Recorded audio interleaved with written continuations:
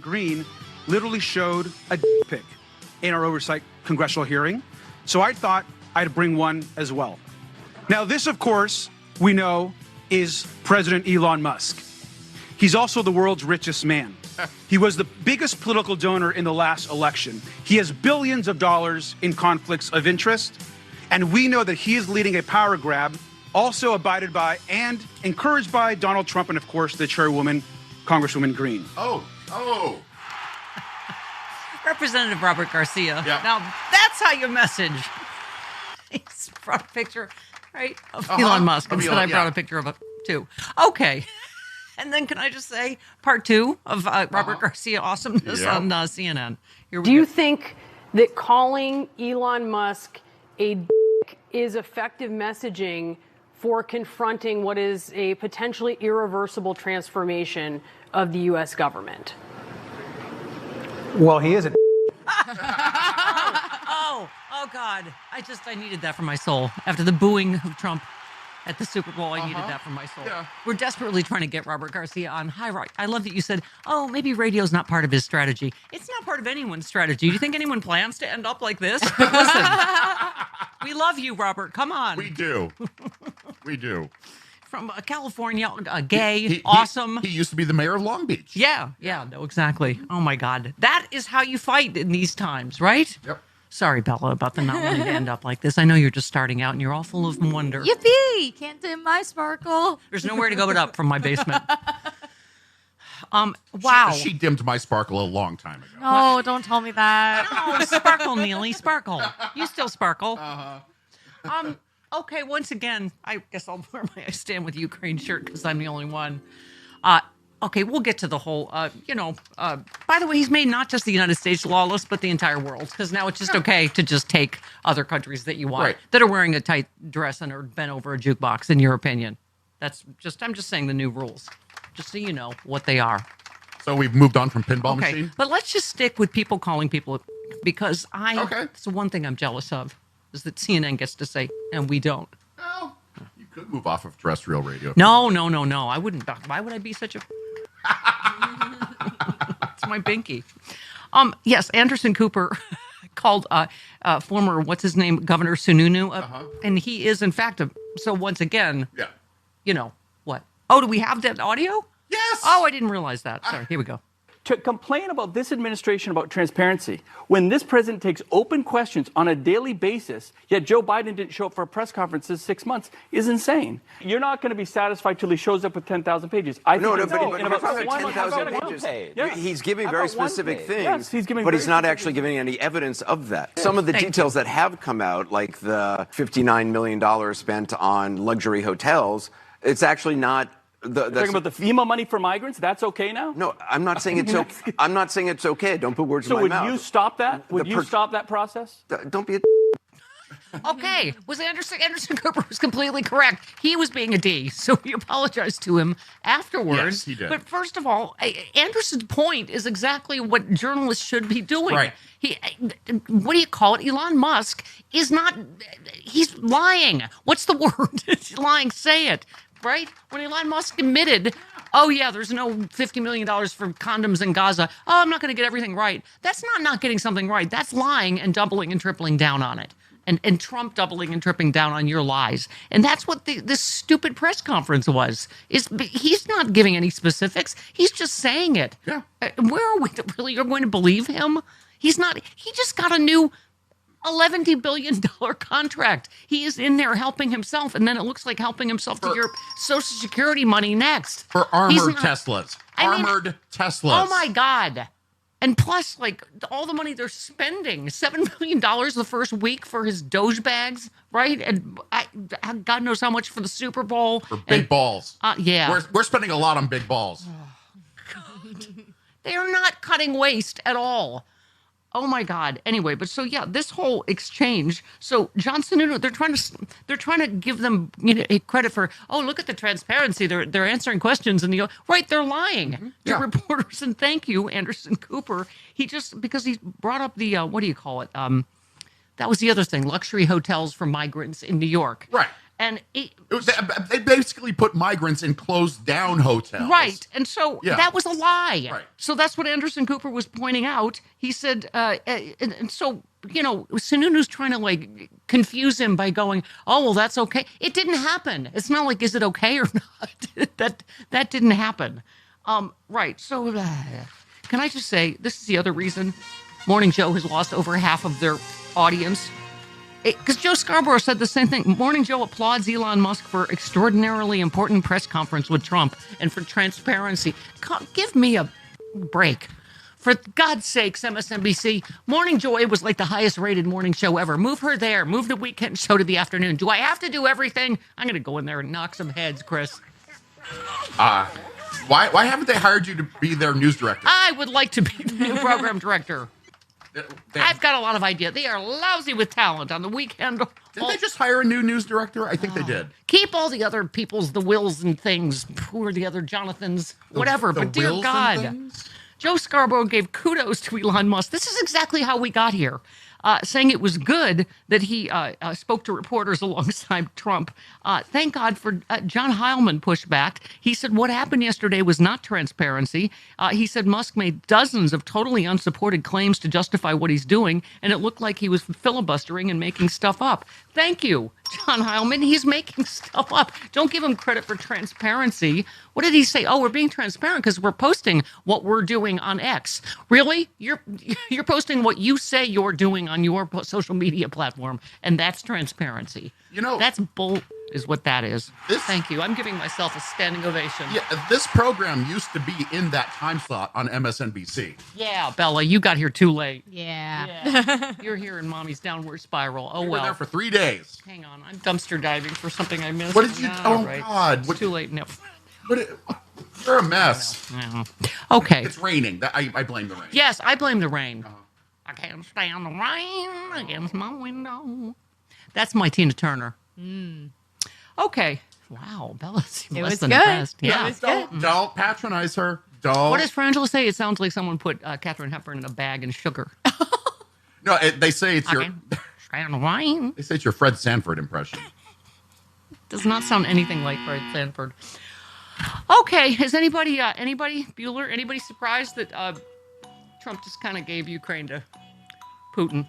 By the way, someone said on Twitter or wherever, right? They said, so did he trade that teacher for Ukraine? Yep, that's what we said yesterday. Yep. What do you think happened in that call? Right? Give me a photo op so this guy can call me a hero and I got the hostage out and blah, blah, blah. And they've obviously given him Ukraine. Do we have Secretary Drunky McRapey, Pete Hegseth yesterday? We want, like you, a sovereign and prosperous Ukraine. But we must start by recognizing that returning to Ukraine's pre-2014 borders is an unrealistic objective. The United States does not believe that NATO membership for Ukraine is a realistic outcome of a negotiated settlement. Instead, any security guarantee must be backed by capable European and non-European troops. Okay, one more. Oh, no, I'm sorry. Sorry. I don't have to endure any more Drunky McRapey. Nope. Okay. By the way, people want me to distinguish Brett Kavanaugh is Drunky McPerjury initially. Who is Drunky McPuke? He's also Drunky McRapey. Oh, Drunky McPuke Shoes was Tom DeLay. Oh, that's right. Yeah. Okay. I think we can reassign that nickname. Yeah. I mean, technically, Brett Kavanaugh, I believe he was Judge Rapey McPerjury as well. Sure. So they're interchangeable. Yeah. All the rapists and all the drunks are just kind of interchangeable now because stuff. Okay. Ashley says Trump literally said to a reporter, it is unlikely Ukraine will return to its previous borders because Russia, quote, took a lot of land and they fought for that land.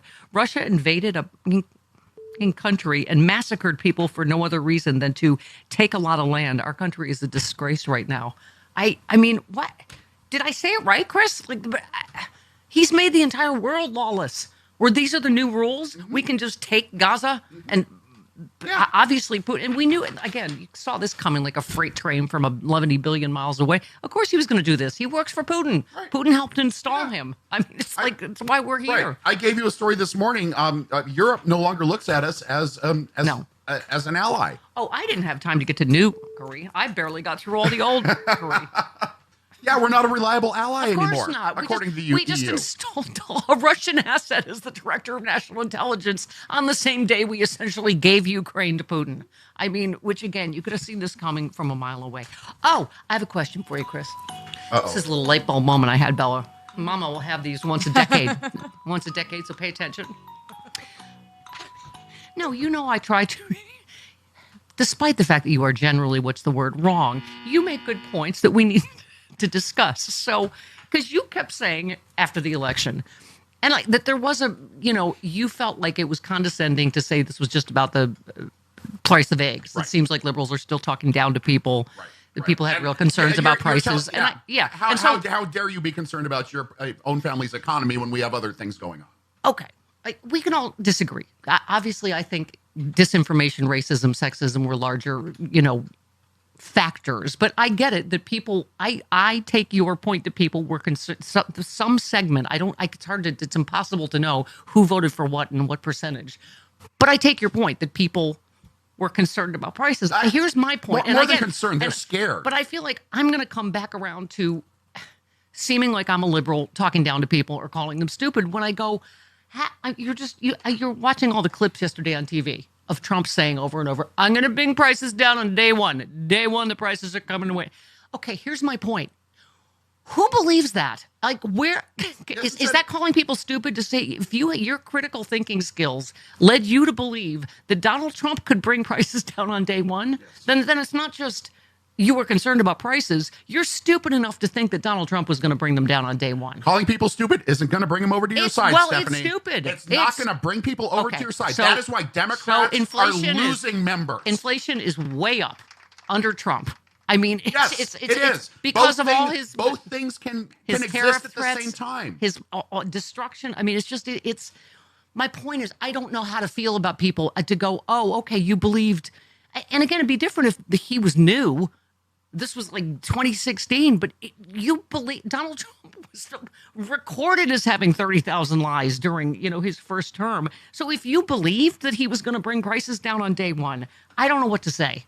And it's not my fault, in terms of this election. It's as David Jolly said again yesterday on TV, how are you going to blame Democrats for this?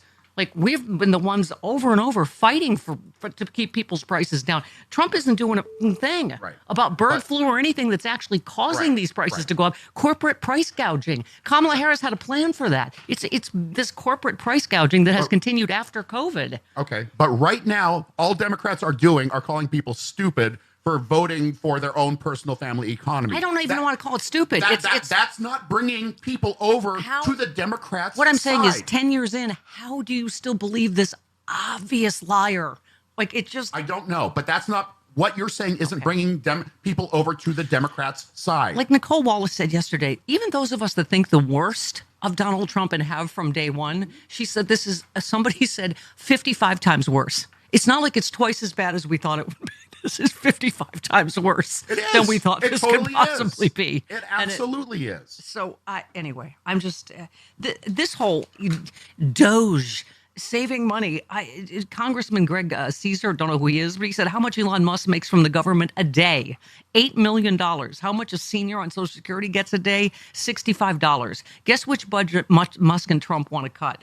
I mean, he is in there robbing you blind while he's getting how many more subsidies by the minute from the government, right? And also destroying agencies that are investigating him for fraud and waste. I mean, the irony is just, it's going to...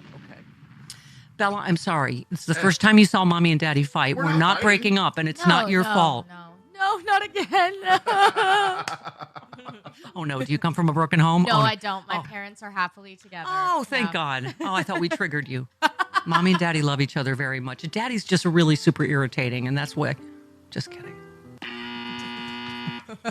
See what I did there? I undermined you in front of You're not bringing me over to your side either. I undermined you in front of the child. All right. right. Listen, you know what I got? What? I got you into, just not you, universal you. I got a jam-packed Thursday show. I shoved a little Friday in there. Just when you thought it was a big enough show with the Carl Frisch and Dr. Doom and Dana Goldberg, Right. I shoved John Fugelsang in there without lube, without telling you you're pretty, because he's traveling tomorrow.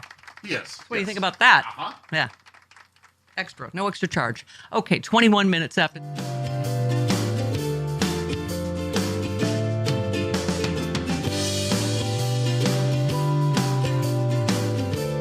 Why do we have a Congress then? I call them self-gelding. Like that's what they're doing. Like every day I'm like, what are you, why are you punching yourselves in the dick? Like you guys they're supposed to have a check on the executive and you are not acting that way. You're certainly not acting like you, I mean, the 30-day notice for the inspectors general, like that whole thing, they were like, it's fine. Yeah, he's supposed to do that, but like, it's fine. And it's like, Except for like Chuck Grassley. He was the only one who sent a strongly worded letter. Right. Because he's 7,000 I don't years know that old. he's heard anything back yet. Right. Chuck's going to literally, like, we're going to carbon date him. He's And 90 when he years finds out. old. Oh, hey there, it's Stephanie Miller. If you're like me and you love sharp political insight, pointy, you like it pointy and sharp, bold opinions, and a touch of humor to make sense of these crazy times, have I got some fantastic news for you. The Political Voices Network is now on Substack. This is your new go-to for the best in independent media. We're talking about my show streaming daily with episodes on demand, the fearless of journalism of Brian Karem, the brilliant side-splitting satire of John Fugelsang, the unrelenting working-class advocacy of Rick Smith, and so much more. Here's the best part. Subscribing is so easy. You can join for free or go to the extra mile. Support these incredible independent voices by signing up for a full subscription starting at just $8. You'll get access to exclusive content, behind-the-scenes insights, and a chance to directly fuel fearless, unfiltered media. So what are you waiting for? Head on over to politicalvoicesnetwork.com. Hit that subscribe button and become part of the movement keeping truth alive in an era of corporate media overload. Every subscription helps, especially yours. One more time, that is politicalvoicesnetwork.com. Sign up now. Do it.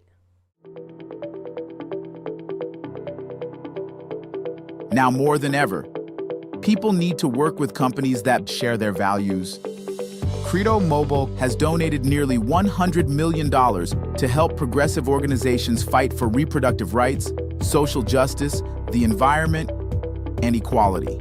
Credo Mobile offers a world-class mobile network and gives people a real choice when it comes to working with companies they know are making a positive difference in the world. Visit credomobile.com today and make the call to action.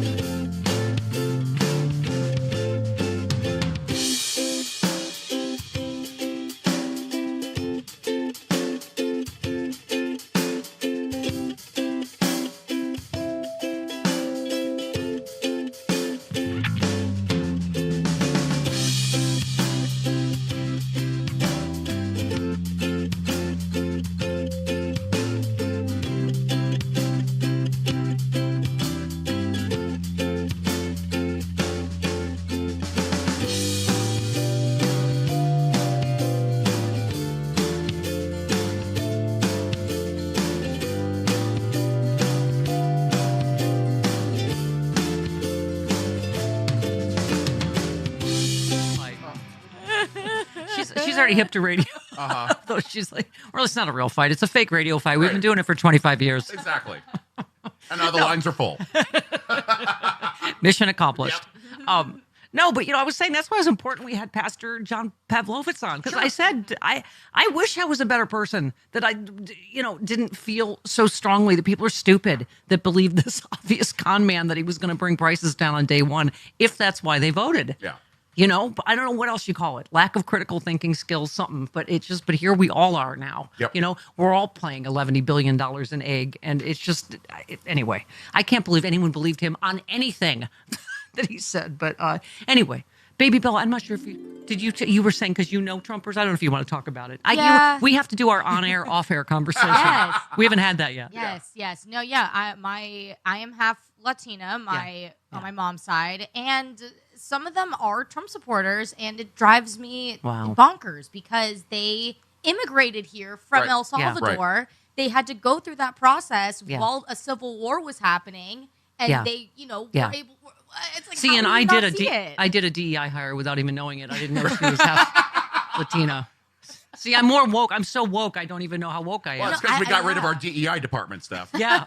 I don't look it, but No, but I was saying some of us have cut off either friends or family members for other reasons. That yes, they might be MAGA, but that unfortunately makes them horrible people in other ways. It's just an added layer, right? Like, you just have to throw that in there too, huh? And you were saying, as a young woman, I mean, of course, you care about women's rights and absolutely. LGBTQ rights and stuff. That we thought we'd already achieved all that, right? We already had those rights. And imagine being Bella's age and being like, what the... No, the day that Roe v. Wade happened, I cried. I couldn't stop crying. Yeah. I'm sorry. We everything up, and that's why you have your own language now. Sorry, Gen Z. Carl Frisch next.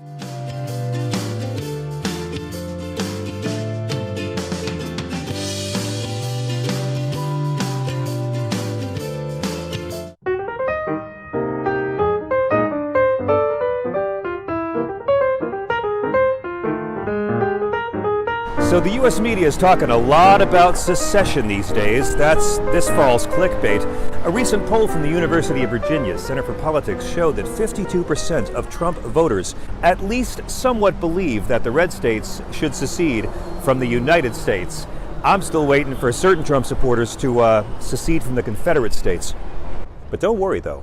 No one's actually going to secede from their Social Security or their Medicare or their Medicaid or their pension or even their Obamacare. I know it's shocking, but some Trump supporters haven't actually thought certain shit all the way through. Also, keep this in mind. Donald Trump had 74 million votes. Half of that is roughly 12% of the overall population, and dwindling. Because the GOP and their media keep telling conservative people not to trust medical safety precautions during a plague. It's almost like they realize they don't need these voters to win elections in certain states anymore. But then a recent YouGov Brightline Watch poll said that 2/3 of Southern Republicans would back secession. Allow me to offer a solution. Right-wing extremists, we're going to offer you your own sovereign territory. Here's how it works. Y'all get a big chunk of Texas, okay? Or you can get chunks of 2 different states. I don't know, you want 2 full states? I love Alabama and Mississippi, but you guys can take those states and we will just bring in DC and Puerto Rico and keep 50 stars on our flag. The free, independent, trickle-down republic of Whitopia. Then all the racists and white supremacists, all the fascists, all the oligarchs, all the Proud Boys and 3%ers and Oath Keepers, rich guys escaping taxation. Middle-class white folks escaping somewhat browner neighborhoods. Industrial polluters escaping anti-pollution laws. All the white women who are dead inside. All kinds of ignorant, mean Americans escaping critical thinking, pandemic safety guidelines, proper English grammar, and portion control. All the men who still can't spell "your" properly. Welcome home. No taxation, no regulation, just like Somalia, but mostly Caucasian. Fly your Confederate flag. Ban abortion. Ban gay marriage. Ban being gay. Close borders. Open carry. All the guns you want. All the drugs you want. All the junk food you want. And no vaccines. Except for the rich people of Whitopia, who will then tell the working people of Whitopia, you don't need those vaccines.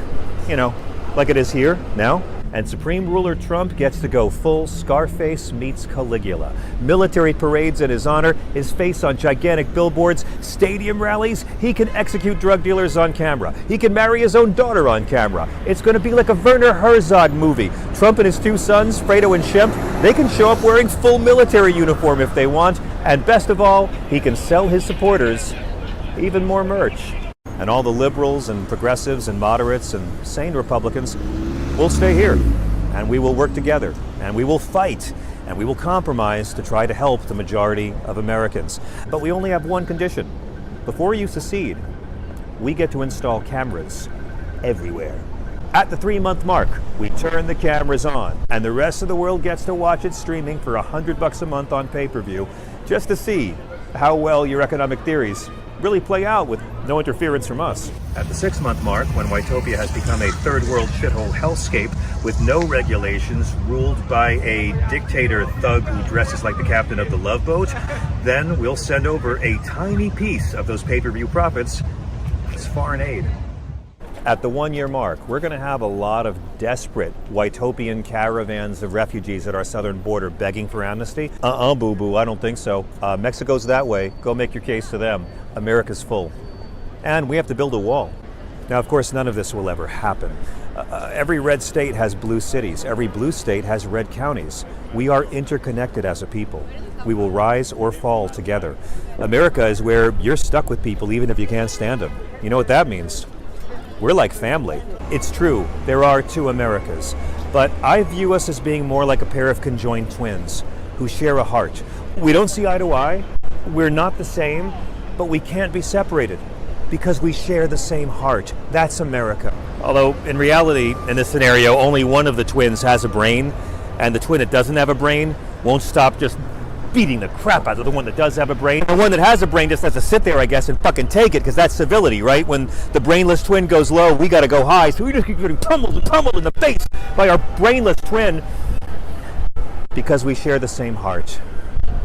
And that's America. And they asked me to end this on a positive note. This is cold.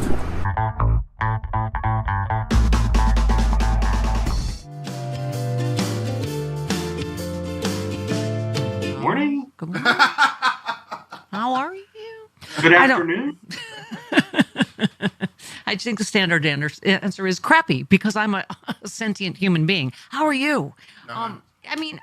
Carl, here you are, head of the school board, and just objective thoughts, geography, like Jamie Raskin was just talking about, are now, right, just, I guess, a matter of opinion. Like we were saying, Chris said he doesn't have the emotional energy to even put into this, because of how stupid it is renaming it Gulf of America, when it's, that's an internet, you can't just rename an international body of water because you say so, right? I mean, it is, but so now you have, who is it, Google and Apple bending the knee and going, okay, it's the Gulf of America. I mean, we're just like, where are we? Carl, help me. I will say I kind of agree with Chris. I'm far more concerned about the gulf of credibility that continues to grow. Yes.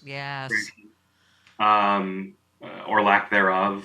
And we're seeing it across the globe. We're seeing it in this country. We're seeing the attacks in the media and our schools and the rule of law and our democracy and the functions of government. And it's all very frightening. I think every day gets more frightening. As I was saying, I was quoting Nicole was saying, this is 55 times worse than we thought it was going to be. It is hard for even those of us that were expecting the worst to, and again, none of it's surprising, I guess. Southpaw said Tulsi Gabbard's now the head of the DNI, a DEI appointment if ever there was one. She couldn't manage a jack-in-the-box. Intelligence agencies will never share information with U.S. intelligence while this woman, who couldn't pass a security clearance investigation, is in charge. I mean, it is, and again, on the same day, we basically hand Ukraine to Putin, right? Yeah. Well, look, I think I'm not surprised at how bad it is. Here's what I'm surprised about, and maybe I'm not surprised about this either, but I believed that their goal was to do Project 2025. So I didn't believe it when they said that they weren't, that there were some good things and some bad things. They weren't sure what they'd do. I didn't believe it for a second. I believed they would do it. Yeah. I think what I'm amused by is how this administration, even with a roadmap like 2025, where everything is spelled out, they wrote it down. Still can't do anything in an organized fashion. So they can't even execute well on Project 2025. That's how inept they are. But I'm not surprised by the things they're pursuing because they told us this is what they were going to do. And if, again, as people keep saying, he has the Senate and the House. He could get all this done legally, but instead he's doing it illegally, getting sued. They're winning. The judges are stopping stuff. It's just going to be, and you have a segment just cheering on this kind of chaos. This party, Chuck Schumer said if the vote for Gabbard had been a secret ballot, she would have probably gotten only 10 votes. Trump and Musk are threatening their way to fascism. I mean, that's the other thing, is the complete cowardice of the Republican Party. They know we're less safe today because Tulsi Gabbard is in charge, right? Yeah, it's every aspect of our civil society that is bending the knee, right? Leaders in Congress, our corporations, many in the media. This is what it looks like when we allow democracy to begin slipping away, is because of all of these roadblocks that should be there to slow things down or right the ship are not functioning. Yeah. I mean, I tweet after tweet, can I just say, Covey said, on the same day the Trump administration handed Ukraine to Putin, Republicans in the Senate handed Putin access to American intelligence by confirming Tulsi Gabbard as director of national intelligence. A dark day for the country. I mean, in a series, 3 weeks of really dark days, right? Yeah, and you know what's nuts about it, other than it being Tulsi Gabbard, is if you'd asked any members of Congress, pick somebody from the last 4 Congresses who should be in this position, she would not have been on anyone's list, even if they had ranked every member of Congress during their tenure. She wouldn't have been on their list. Yeah. They would have forgotten about her. If a Democrat put her forward, she would have gotten 0 votes. If we had a Democratic president. Even the Democrat who put her forward probably wouldn't have voted for her either. Yeah. Paul Reichhoff said, Gabbard's confirmed. Musk is ransacking our government. The FBI is being purged. Trump and Hegseth are abandoning Ukraine. Putin's coming to visit America. What a great day for our enemies. The doors are wide open for them everywhere. Putin must be smiling ear to ear. I mean, Malcolm Nance wrote another terrifying piece yesterday. But, I mean, it really is true. We are. I keep thinking that's what's next, is a terrorist attack because of all of these moves that have made us exponentially safer. Malcolm was talking about how much do you think it's going to inflame terrorists? But us taking Gaza, right? Yeah. Well, and what I worry about a lot is the reason that many in the far right idolize Putin is because of the autocratic theocracy that he has going on in Russia, and they would very much like to see the same thing from Donald Trump. And so, we roll out the red carpet for somebody like that. We should be very worried. It's just, again, let's get back to education, your specialite. So Tristan Snell said, for anyone who suddenly claims concern about the national debt, claims Trump and Musk are doing something about it. The president who added the single biggest amount to the national debt ever in U.S. history, $8.8 trillion, Donald Trump. I mean, facts, figures, science, maps, stuff used to matter, right? What's that? Facts, figures, signs, letters, numbers, shapes, colors, they all have a liberal bias. Man, woman, camera, But again, just that you're falling for, that Elon Musk somehow is cutting, waste and fraud, that some unelected billionaire is rooting around in your Social Security payments, and you're still, there's still polling still showing Republicans are like, A-okay, 90% are like, this is great, everything is happening, right?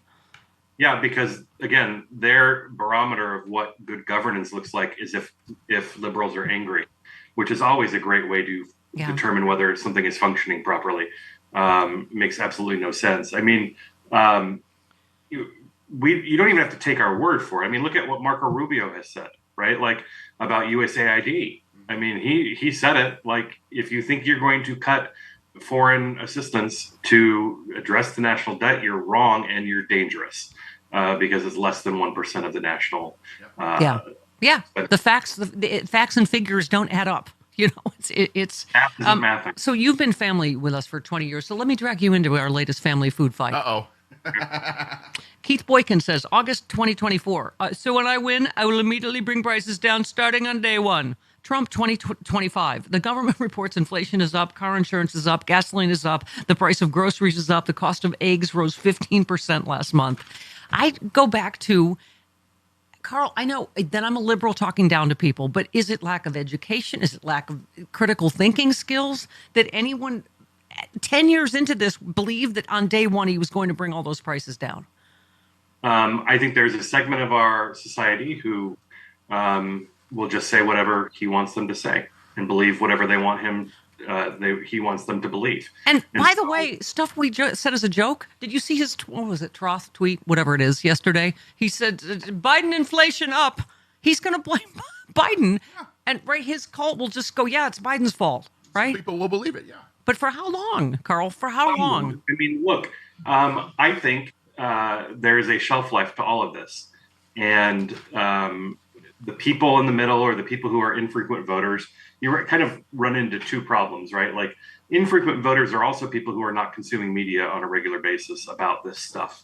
So they're going to hear less about the things that we're following every single day.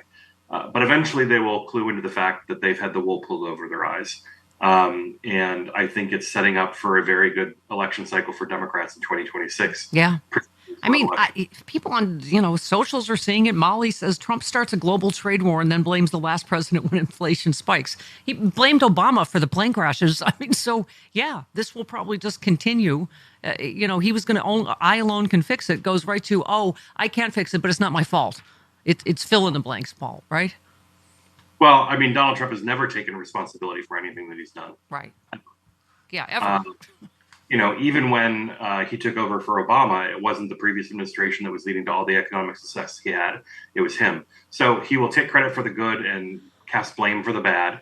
But, I think eventually, people will come to the conclusion that when they see a president who is never talking about the issues on which he ran, yeah, and those issues are not getting any better, that maybe that president has something to do with the problem. I think we keep saying when it hits them. We're only 3 weeks in. I mean, well, I think, again, what makes me not as good a person as, say, Pastor John Pavlovitz is like there's an interview with these farmers talking about getting effed. And they're like, well, we didn't, they basically were saying we didn't think they was going to hurt us. We thought it was going to be other people. How do you be graceful, Carl, toward people that admit, I was fine hurting other people? It's just, and this is what brings me back to, I'm sorry, you're stupid and selfish if you voted for him. And this is what you get now, because you were actively trying and hoping that he would hurt other people. I look at it this way. We have a couple million people who did not vote in the last election who voted in the election before. And there's a segment of the country who voted for Biden and then voted for Trump. And we've got to welcome them back in to win the next election. Well, and here it is. I think just to sum this up, the real GX says Musk didn't call it a fraud when the government handed him billions, but when it's your money for your retirement, suddenly it's a scam. I mean, people are going to feel that for sure, right? When because he's already talking about Social Security. He's not going to hear them though, because he's going to be in that new armored Tesla the government's purchasing. Which is going to go great. I can only imagine how well put together those armored Teslas are going to be. Oh, God. He's exploding. What is it Jojo called him? Is exploding penis rockets. Nazi. Oh, he's no, she called him Melty Car von exploding Nazi penis rocket. Yeah.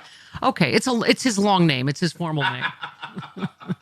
Well, Carl, we still believe in facts here at the Stephanie Miller Show. Chris said he got no less than, I don't know how many hate letters. That why didn't you talk about Elon Musk's son telling Donald Trump to shut up? Mm-hmm. Because I think that's fake news. As much as we would love it to be, I think someone on social media dubbed him saying shut up to Trump. And so everyone's like, why didn't you cover that? Because we actually care what's true right. on this side. We would love for that to be true. Anyway. But if you want to have a good laugh, go find it on TikTok. Exactly. Yes. All right. Love you, Carl. See you next week. Bye-bye. 47 minutes after the hour. This portion of the show brought to you by Credo. Oh, hi, Malcolm. Hiya. Oh, hiya. Do we have video today? Let me just check. Do we have video with you today or just audio? I can see. audio. Oh, well, I can see you. Well, okay. Can I just say, boy, is your Substack this week some lighthearted, just a lighthearted beach read. It is entitled "How Trump's Attack on U.S. Intelligence, Defense, and Investigative Agencies May Kill Us." Thank you, Malcolm. You're welcome. It's truly the least that I can do.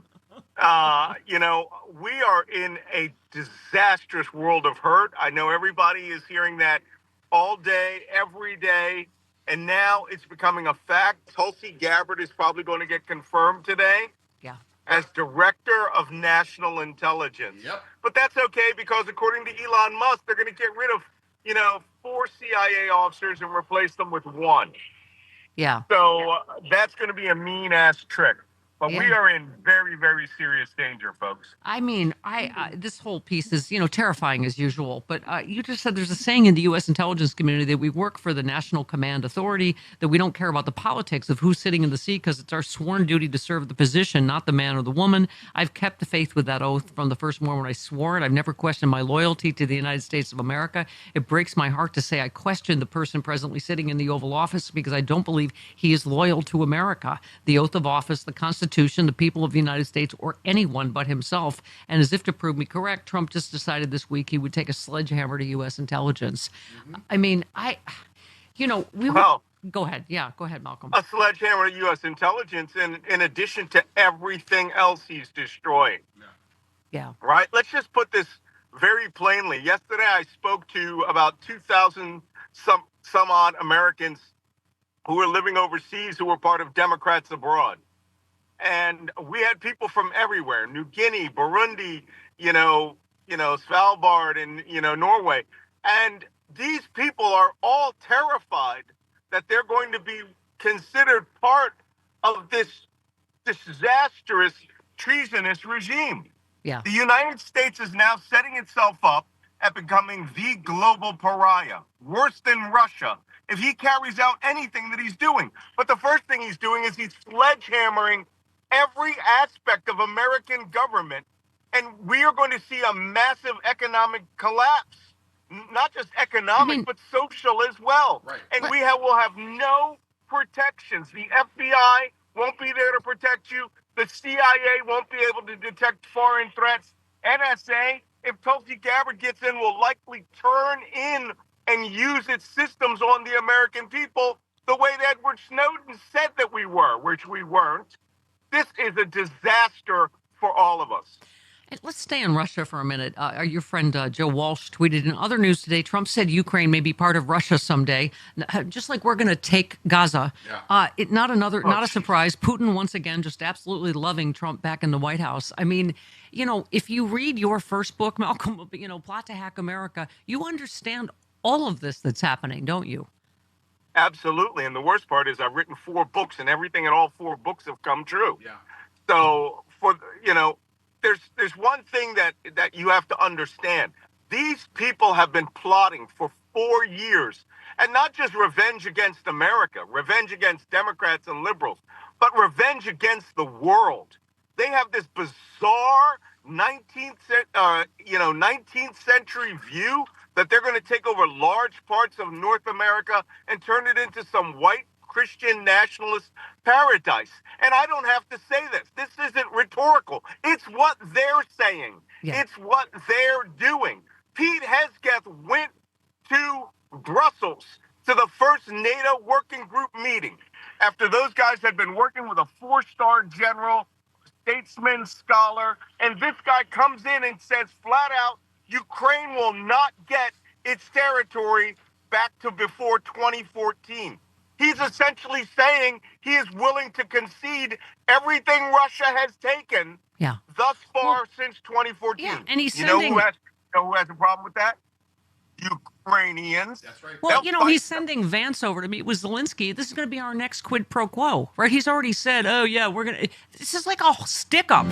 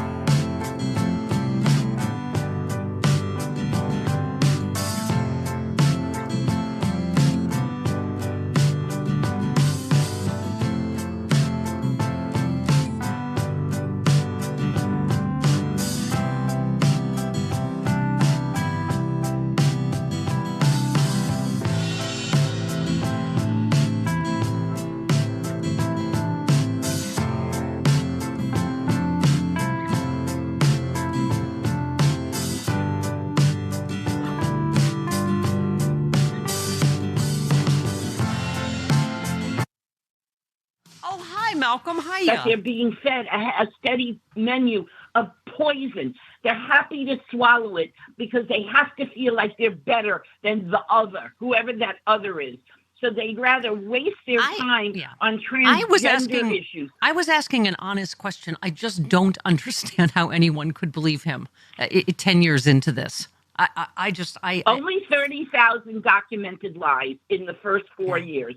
So you tell me, Chris, how are we going to there's no persuading people. Look at the people of Alabama. Well, I get buying the timeshare the first time, but when you buy it 10 years in, what does that say? Democrats need more votes. That is a fact. And telling people that they're stupid for voting on their own personal economy isn't bringing Democrats more votes. I'm sorry, it's not. Well, today, Chris, the people of Alabama just got a $100 surcharge on all of their energy bills thanks to Trump. Those are the people who voted out Doug Jones and put a moron. And it's little things like that are going to bring people over to the Democrat side. It's not Democrats telling people that they're stupid that is bringing people over to Democrats. I care about I know you don't care about it, but you cannot expect. You have to hold people. John Pavlovich said this beautifully. He only left out one part. In order for them to be forgiven, they must make amends. When we do Yom Kippur every year, part of atonement is admitting your mistakes and then making amends.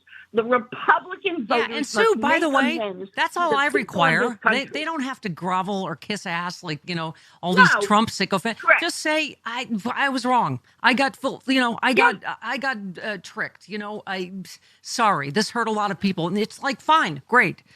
By the way, I saved a tweet for Sue because remember we were saying like the Arab American voters that thought somehow Trump was going to be better for Palestinians. Right. And then we were saying yesterday, someone said, what Trump's plan is someone going to send an Uber to pick up. And I said, technically, they think Israel will send a Juber to pick the Palestinians up. Yes. P.S. Hoff said the problem with Juber is it wanders in the desert for 40 years before it picks you up. It's a long wait time, and it keeps changing. You know what I mean? Like, just depending on sandstorms. The car going in circle. Yeah. And then it's like, oh, we've canceled your Juber, and now we have to order a new one. And something, tablets. Okay. All right, let's go to Pete in Wisconsin. Good morning, everybody. Hi, Pete. Good buddy, everybody. Good buddy, every morning. Good to be back. How we doing? Good. We're doing good. Go ahead. All right.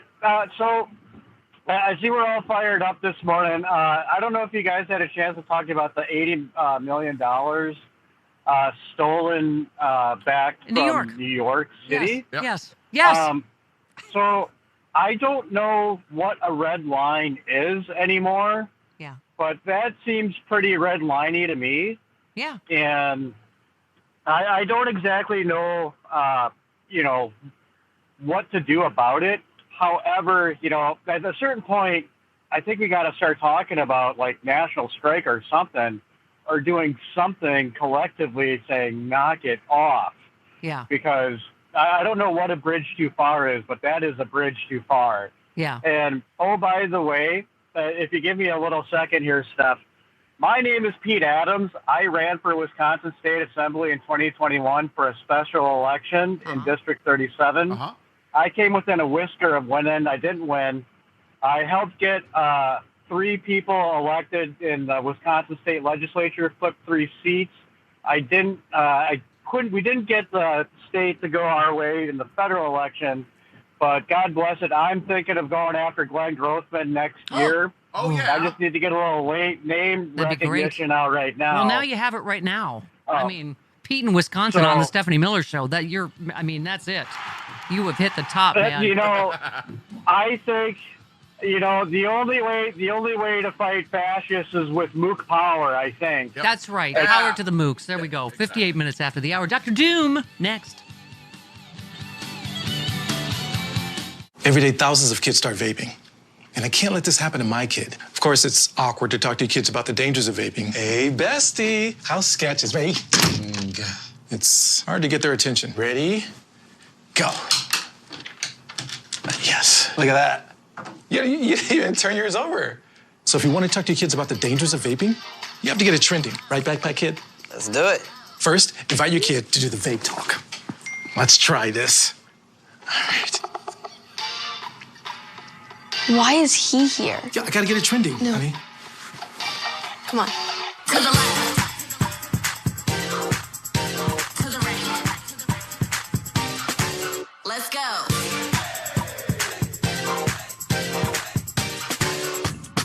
Oh, honey, can we talk? Yeah, what's up? I see a lot of your friends vaping. Visit talkaboutvaping.org for tips on when and how to have the vape talk. FSTV is partnering with Means TV to bring you Means Morning News Bites. Host Sam Sachs delivers anti-capitalist news and analysis every Wednesday and Thursday at 4 p.m. and 4:40 p.m. Hi, I'm Jasmine. I'm with One Hood, and you're watching Free Speech TV.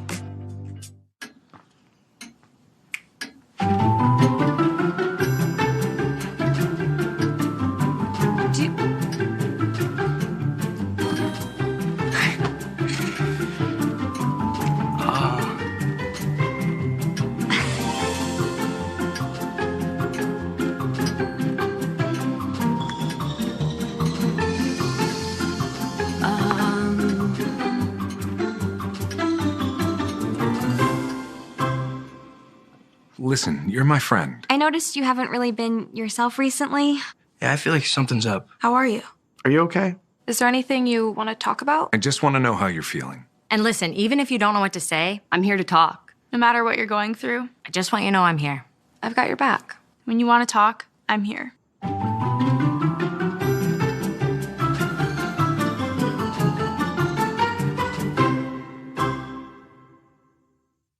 This is Maximilian Alvarez from the Real News Network, and you are watching Free Speech TV, the People's TV. Stay tuned, baby. Welcome to Enviro Close-Up. I am Carl Grossman. Our guests, Arnie and Maggie Gunderson. Arnie is Chief Engineer of Fairwinds Energy Education, and Maggie, its founder and president. You could say we were a nuclear family. And I was a true believer. When 3 Mile Island happened, I was on the local television stations telling people, don't believe it. This is a nothing burger. So I really was a true believer. And what caused you to not believe in it any longer, Arnie?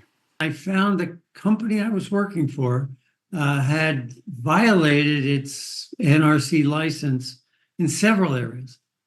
So I brought it to the president of the company's attention, and he fired me. I then felt that there were pretty strong whistleblower protections, and I went to the NRC and laid out my case, and they buried me. It gets quite detailed here, but ultimately we got Maggie and I. Maggie was a reporter, which was very helpful.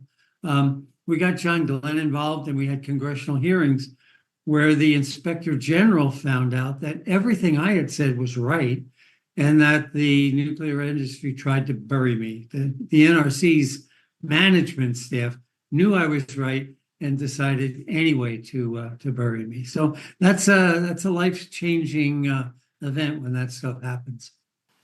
And you, Maggie, your decision to leave the nuclear industry?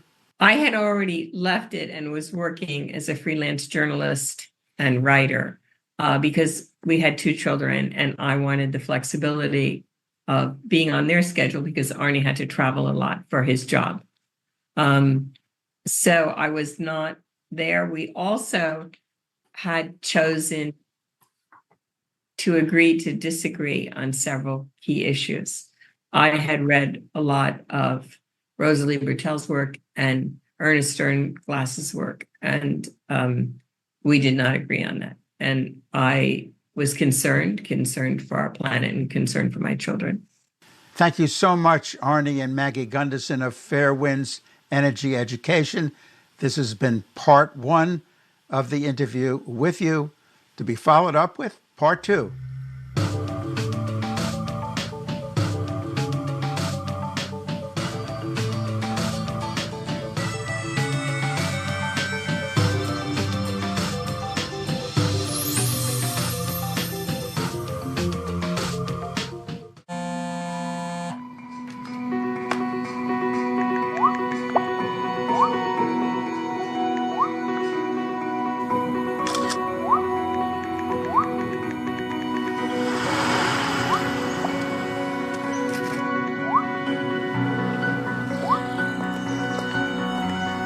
questions. What's up, champ? Why, it's cool. I feel like you get taller every time I see you.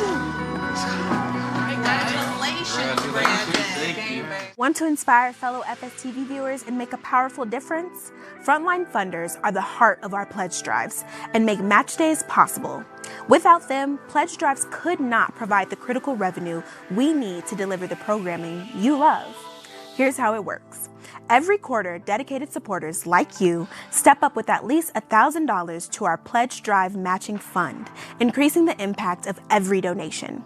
Frontline funders don't just support, they lead. At a time when independent news and nonprofits face existential threats, you can champion the mission of progressive news and ensure its future for generations to come. Your commitment sets the stage for collective action, proving that when we come together, we can achieve the extraordinary. Join the Frontline Funders today and let's make progress possible. Call 303-542-4819 or visit freespeech.org to learn more. Thank you.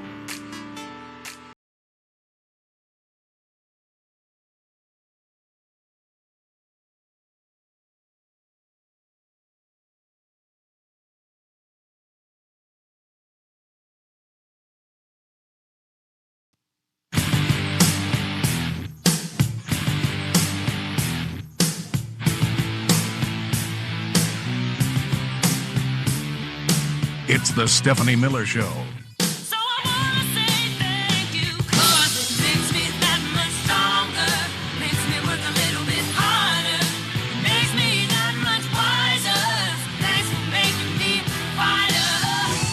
Apparently, my Republican colleagues are so weak and afraid of Donald Trump and Elon Musk that they're willing to undermine their own constitutional authority just to please them.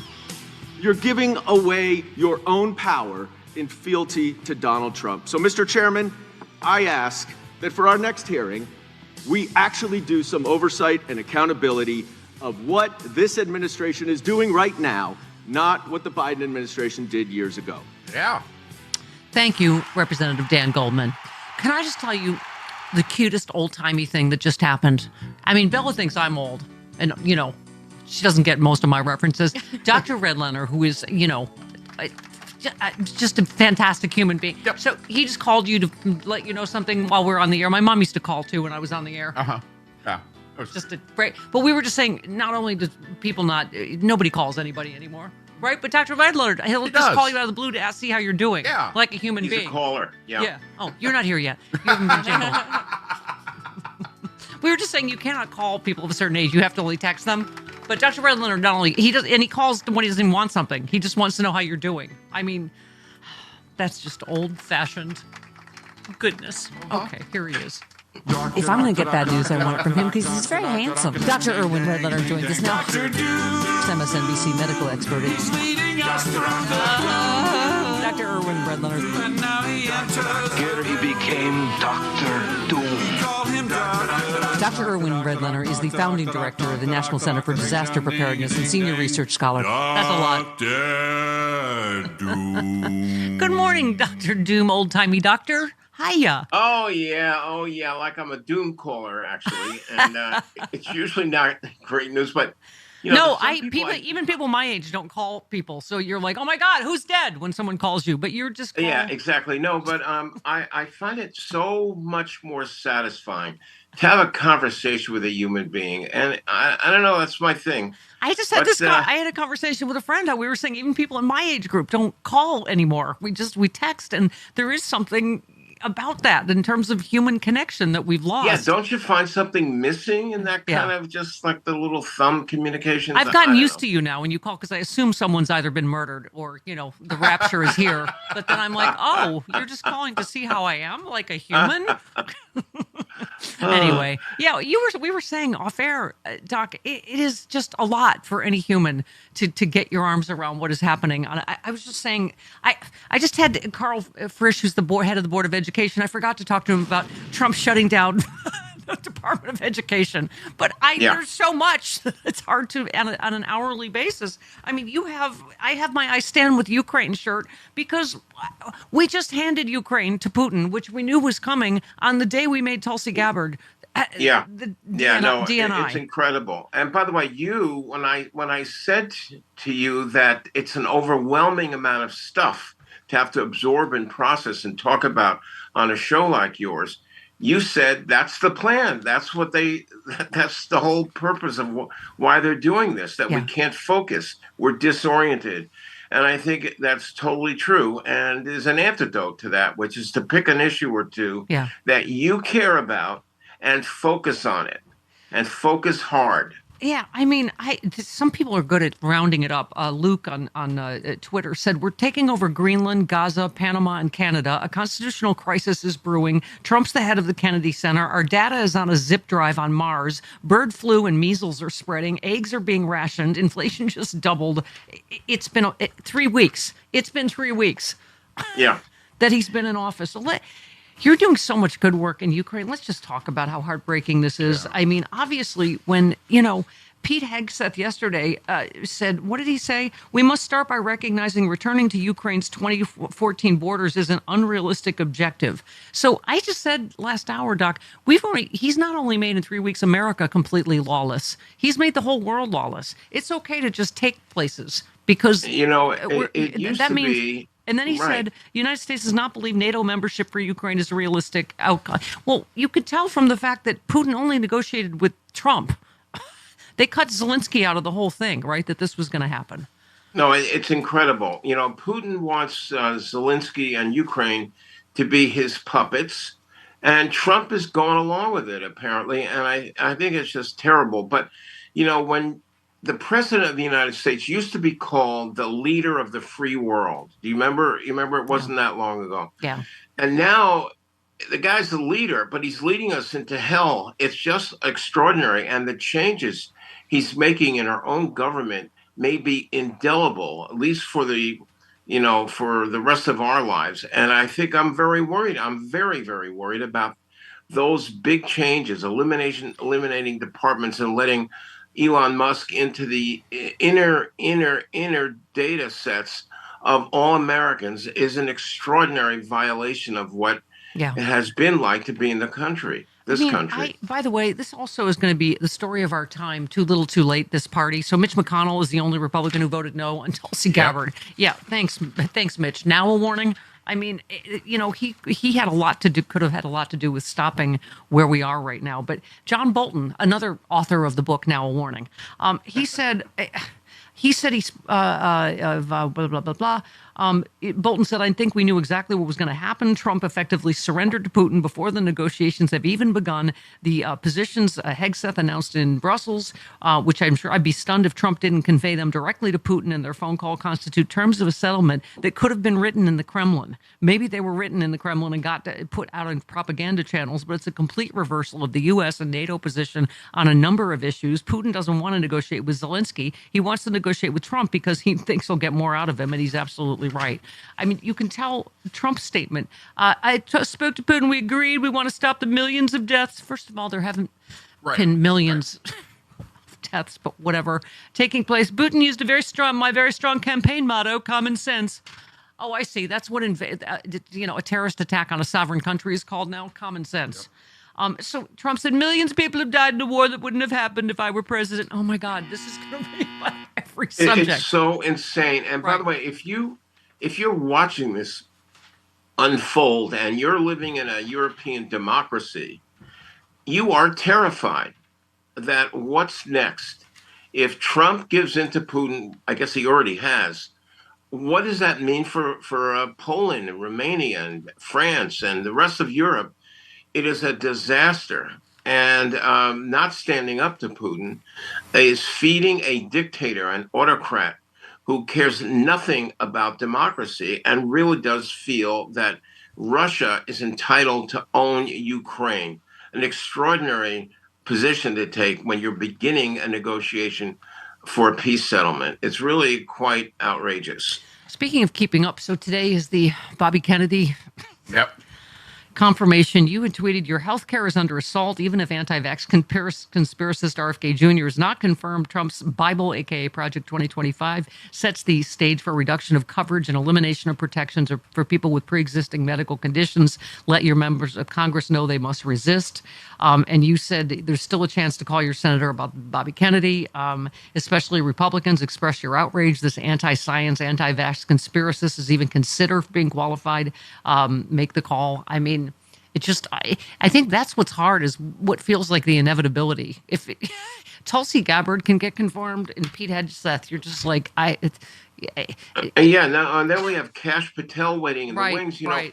But the thing about RFK Jr. is that he's profoundly unqualified. I guess all of them are. They range between unqualified and absolutely outright dangerous, and some are a combination of both. And in Bobby's case, yeah, we're dealing with a dangerous conspiracist who would run a $1.8 trillion health agency, and that is a threat to everyone, whether you have coverage or you don't have coverage, or whether you believe in public health or you don't. Bobby Kennedy is out to undermine everything that we know and everything we've done to protect the health of Americans. And I'm very worried, and chances are he will get confirmed. Right. But there's still time before the vote for people to call their senators, obviously especially Republicans, and say, please tell the senator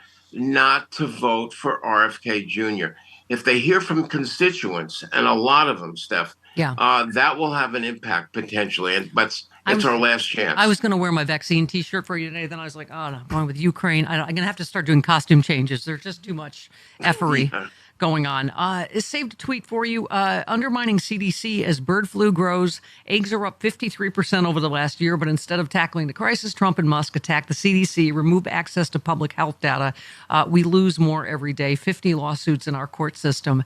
I mean, you know, you would think, Doc, even just politically, he would try to do something about bird flu, because he ran ostensibly on the price of eggs, right? Let's just start there.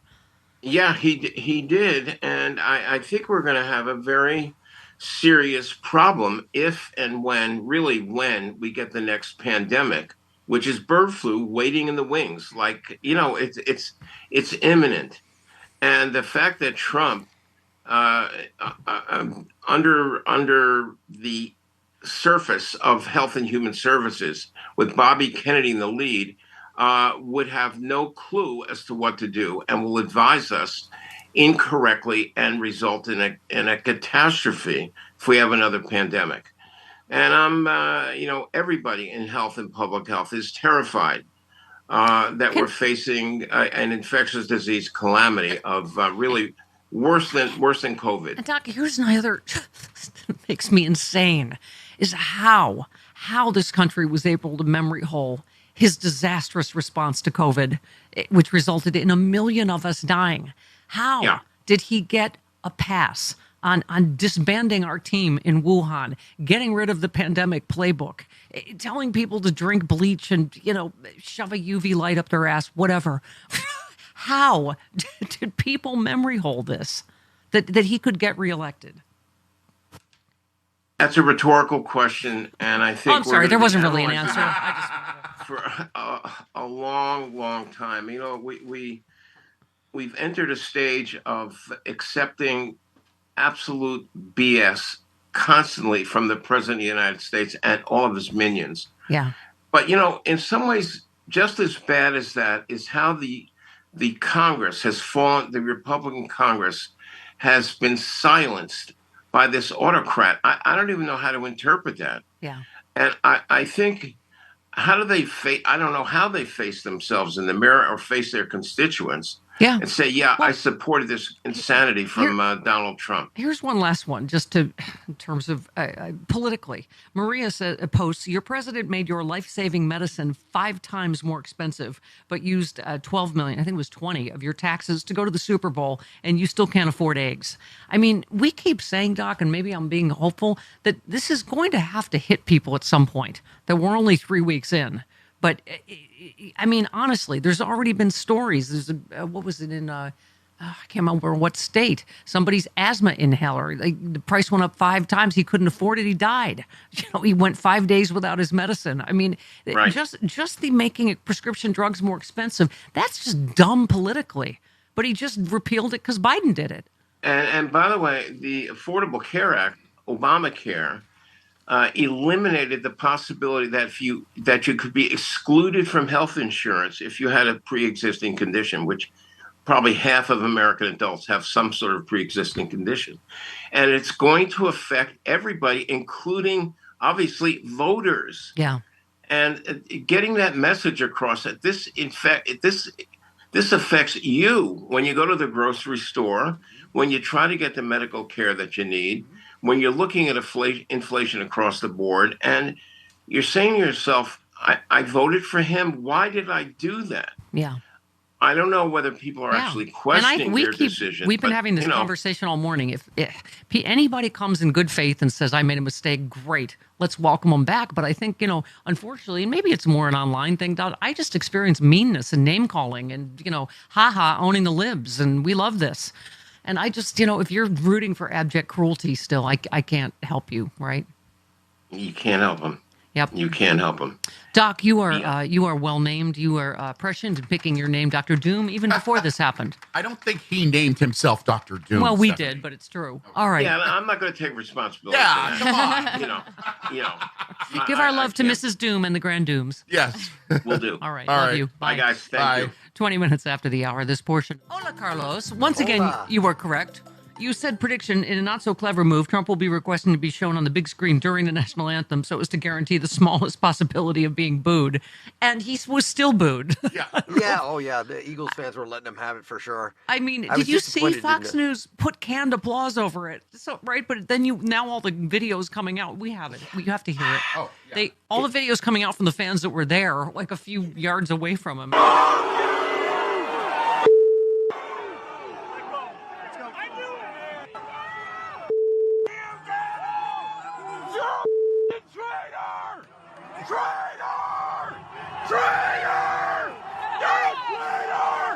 Wait, no. That's the wrong video. That was them screaming at Santa Claus. Okay. That's Philadelphia Eagles fans. But I want to say something. Estoy montana. Fly, Eagles, fly. Okay. Yeah. First it was the Pelicans. Yeah, they booed. And as somebody cleverly put on Twitter today, Doge reported how much taxpayer money he wasted to go to the Super Bowl. Half a game. Because of course, he left it because his team was losing. Yeah. I love. By the way, Grumpy tweeted, watching the instant karma of watching Travis Kelce say it's an honor to play in front of a guy who publicly mocks his significant other and then get dog walked up and down the field in a humiliating defeat was chef's kiss. I feel the same about Chris Jones, 95, the defensive tackle for the Chiefs, who went up and shook his hand pre-game. It's like, this is not beyond politics. This guy is stupid, evil, crazy, and bad. He's a bad human. Yeah. I do not have respect for people that pretend to or really do have respect for Trump. And that is healthy. Yes. You do not shake that guy's hand. You don't play golf with him, Tiger. Yeah. We just had he's a terrible human being. I don't know if you follow Pastor John Pavlovitz. We just had him on yesterday, and he's because his book was a bigger table about trying to get along with everybody, but he just said that Carlos, I'm the same way. You are morally disgusting to me if you voted for Trump. We're not having a fight anymore about tax rates or school vouchers or something. You voted for a convicted felon rapist who ran on hate and divisiveness and cruelty. Who continues to lie, who got people killed because of his lies and his ignorance. Yeah. Insert Herman Cain.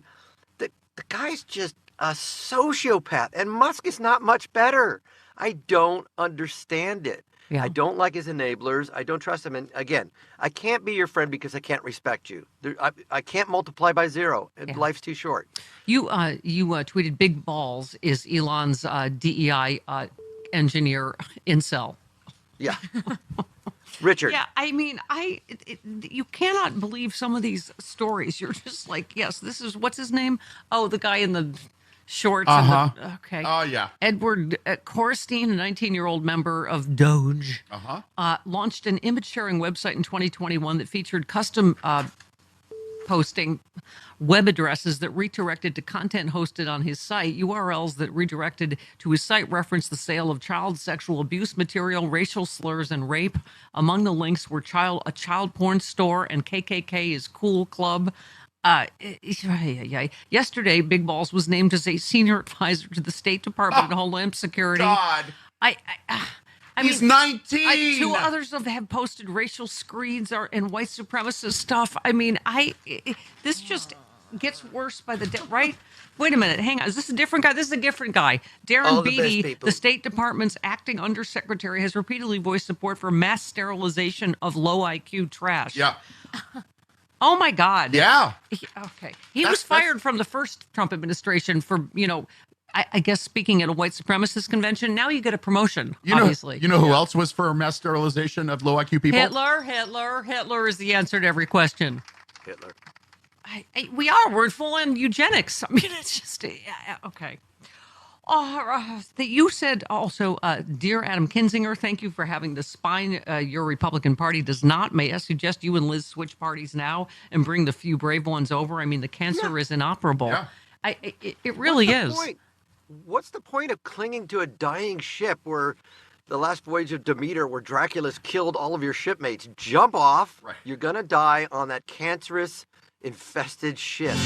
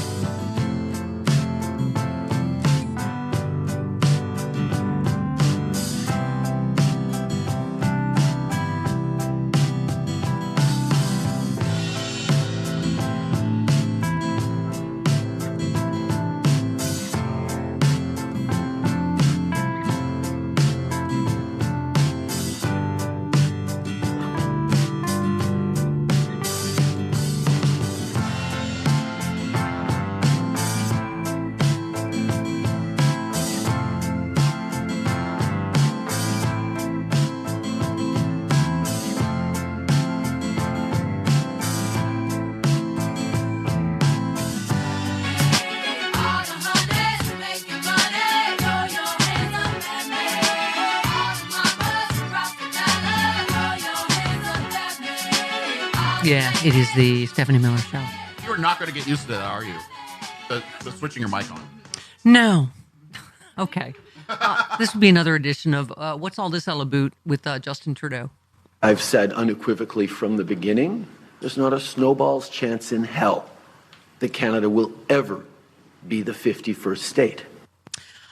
Thank you. He had said Trump's threats to annex Canada are real. At least he's learned. Like we keep saying, no, it's not just Trump talking. He just gave Ukraine to Putin. It's not like, he just says stuff. Well, right? Yeah, he also hasn't thought it through because we would get a gigantic, very liberal state with a whole lot of members of Congress. Thank you. Oh, shh, don't tell him. He said, Mr. Trump has it in mind the easiest way to do it is absorbing our country, and that is it's a real thing. I mean, I guess that's part of it is people taking him seriously. Yeah. Oh, here's an addition of losing Trump fans for whatever reason. Right. UFC star Sean Strickland. He will probably be featured at the Kennedy Center quite often. Expressed his disappointment on social media. Over Trump's plan to seize the Gaza Strip. He is a supporter of Trump's. He said Trump is going against his America First campaign promise. People waking up all blinky. We welcome the prodigal son. He said, man, if Trump keeps up this BS, I'm about to start waving a Palestinian flag. American cities are... sorry. Holes, pardon me. And you want to go spend billions on this dumpster fire? Did we make a mistake? This ain't America First. Welcome. We welcome the prodigal son. We welcome idiot UFC star. Oops, sorry. I'm still coming around, Sean, whoever. Who said that? That wasn't I didn't say that. I don't know who said that. I didn't say it. Oops, I didn't do that. Bella, don't call him. Don't play the idiot jingle. Chris is right t-shirts are outselling Chris is wrong t-shirts 2-1. Yeah. Why? Because people are idiots. Steve in Illinois. Hello, Steve. Good afternoon. I'm sorry. Good morning. Yes. Ladies and gentlemen. Love your show. I live outside of Chicago in the Plains. I went to Sexy Liberal in D.C. Thank you. I traveled there. Thank you. And I met with an old Marine buddy of mine. We had a reunion in D.C. And we were planning on if there was going to be a parade, I was going to have my buddy Joe Longo from West Virginia. He was going to take a picture of me giving Trump the finger as he drove by or walked by, but wasn't to be. But I probably spent the time better at the Smithsonian all day anyway, so it probably worked out better. But anyway. All right. Over the course of the last several centuries.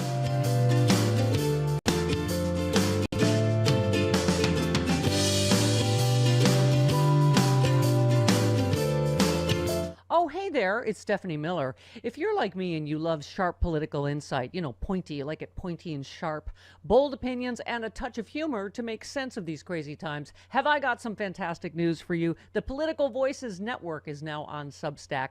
This is your new go-to for the best in independent media. We're talking about my show streaming daily with episodes on demand, the fearless of journalism of Brian Karem, the brilliant side-splitting satire of John Fugelsang, the unrelenting working-class advocacy of Rick Smith, and so much more. Here's the best part. Subscribing is so easy. You can join for free or go to the extra mile. Support these incredible independent voices by signing up for a full subscription starting at just $8. You'll get access to exclusive content, behind-the-scenes insights, and a chance to directly fuel fearless, unfiltered media. So what are you waiting for? Head on over to politicalvoicesnetwork.com, hit that subscribe button, and become part of the movement keeping truth alive in an era of corporate media overload. Every subscription helps, especially yours. One more time, that is politicalvoicesnetwork.com. Sign up now.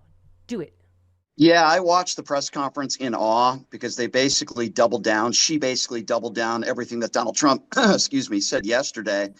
And Peter, he asked, should it be safe for Americans to fly with all these DEI hires? And basically her answer was, yes, the president thinks it's safe, but two can be correct at the same time. So while she's saying, yes, it's safe, these DEI hires are a huge problem and they're safety concerns. I mean, it's completely ridiculous. They're just unhinged. This entire press conference was embarrassing, quite frankly. And I think the last question one of the reporters asked was, Donald Trump had a moment of silence yesterday for the victims and then used some expletives during the press conference yesterday. Is that what he's going to be doing? And then Caroline Leavitt called it courageous. She said that him using these words are courageous, and he's speaking for the American people that, quote, maybe don't have the courage. So now it's courageous to swear at a press conference, apparently. You're the president of the United States of America, right? But when Joe Biden called Ducey Light a stupid son of a bitch, he was all like they were going to burn him at the stake, right? Like, right.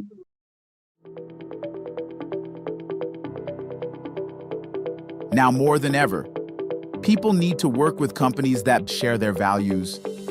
Credo Mobile has donated nearly $100 million to help progressive organizations fight for reproductive rights, social justice, the environment, and equality. Credo Mobile offers a world-class mobile network and gives people a real choice when it comes to working with companies they know are making a positive difference in the world.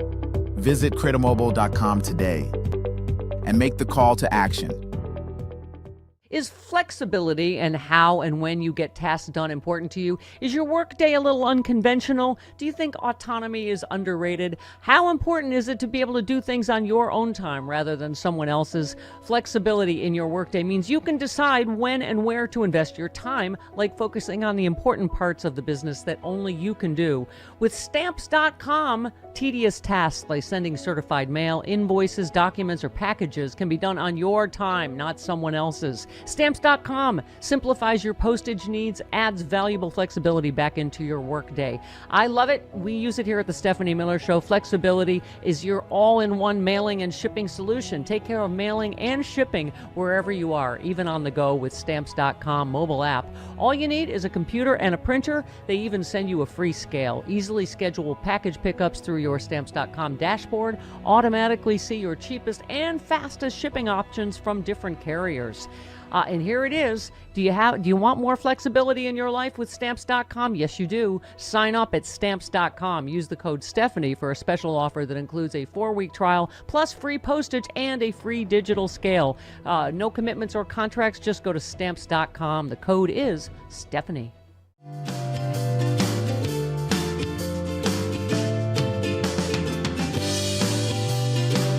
Inauguration. We didn't have auditors. I would welcome auditors to come in and do forensic audits. In fact, he sat there in the Oval Office yesterday and he admitted that he was lying and he was using his propaganda machine to do it when he said that we sent millions of dollars to Gaza for condoms. That was a lie.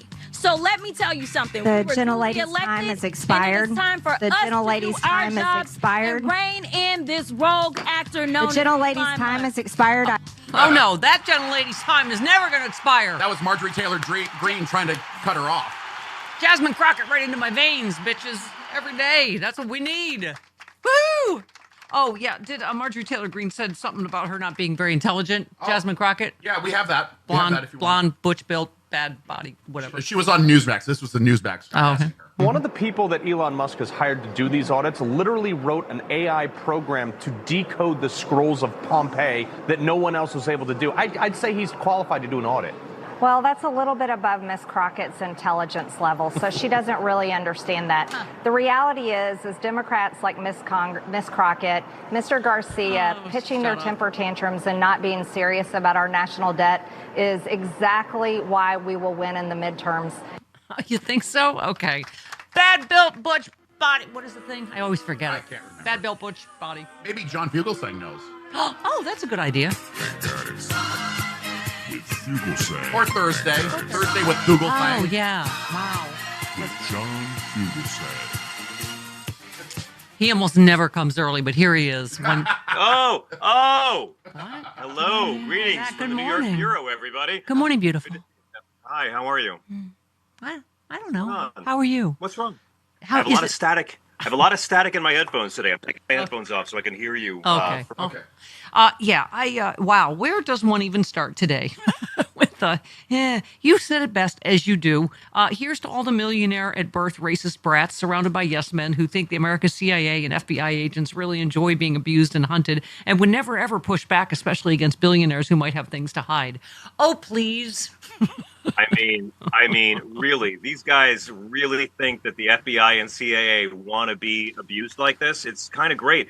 I don't even know where to begin, Steph, at this point. I just want to say, if you're ever getting divorced, try to make your partner hire Pete Hegseth as their lawyer because he will give everything away. Everything away. Oh, my God. My God.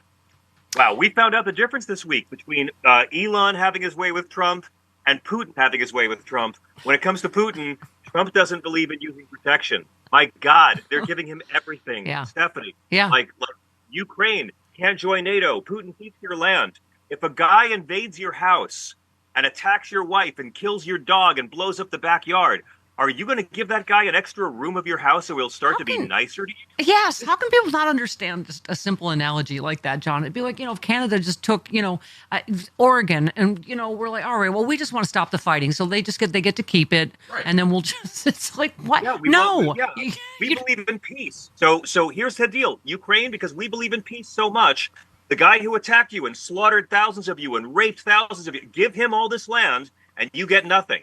I mean, this is the art of the deal for these people. Give Putin whatever he wants. They have no leverage anymore. They're not even trying. Yeah. And Elon Musk is doing the messiest public jewel heist in the history of crappy timelines. I mean, not really good at this, Steph, and they don't really seem to care what the history books say about how bad they were. Well, I mean, I don't know if this is the beginning of good news, but a new poll found less than 40% approve of the job Elon Musk is doing with Doge. I mean, I hope people are going to wake up. Trump's approval rating, 46%, 48% disapprove. But this is where we are. 90% of Republicans approve of Trump, 7% of Democrats. Well, right now I guess they're going by the inch. That's just John Fetterman, the 7% of Democrats. Just 38% say they approve of a Musk job running Doge, whatever the hell it is. But you're right. It's just open theft. Douche. It's open. I call it douche. cybercrime. And by the way, as someone that's procreated, do kids pick their nose that much, or is that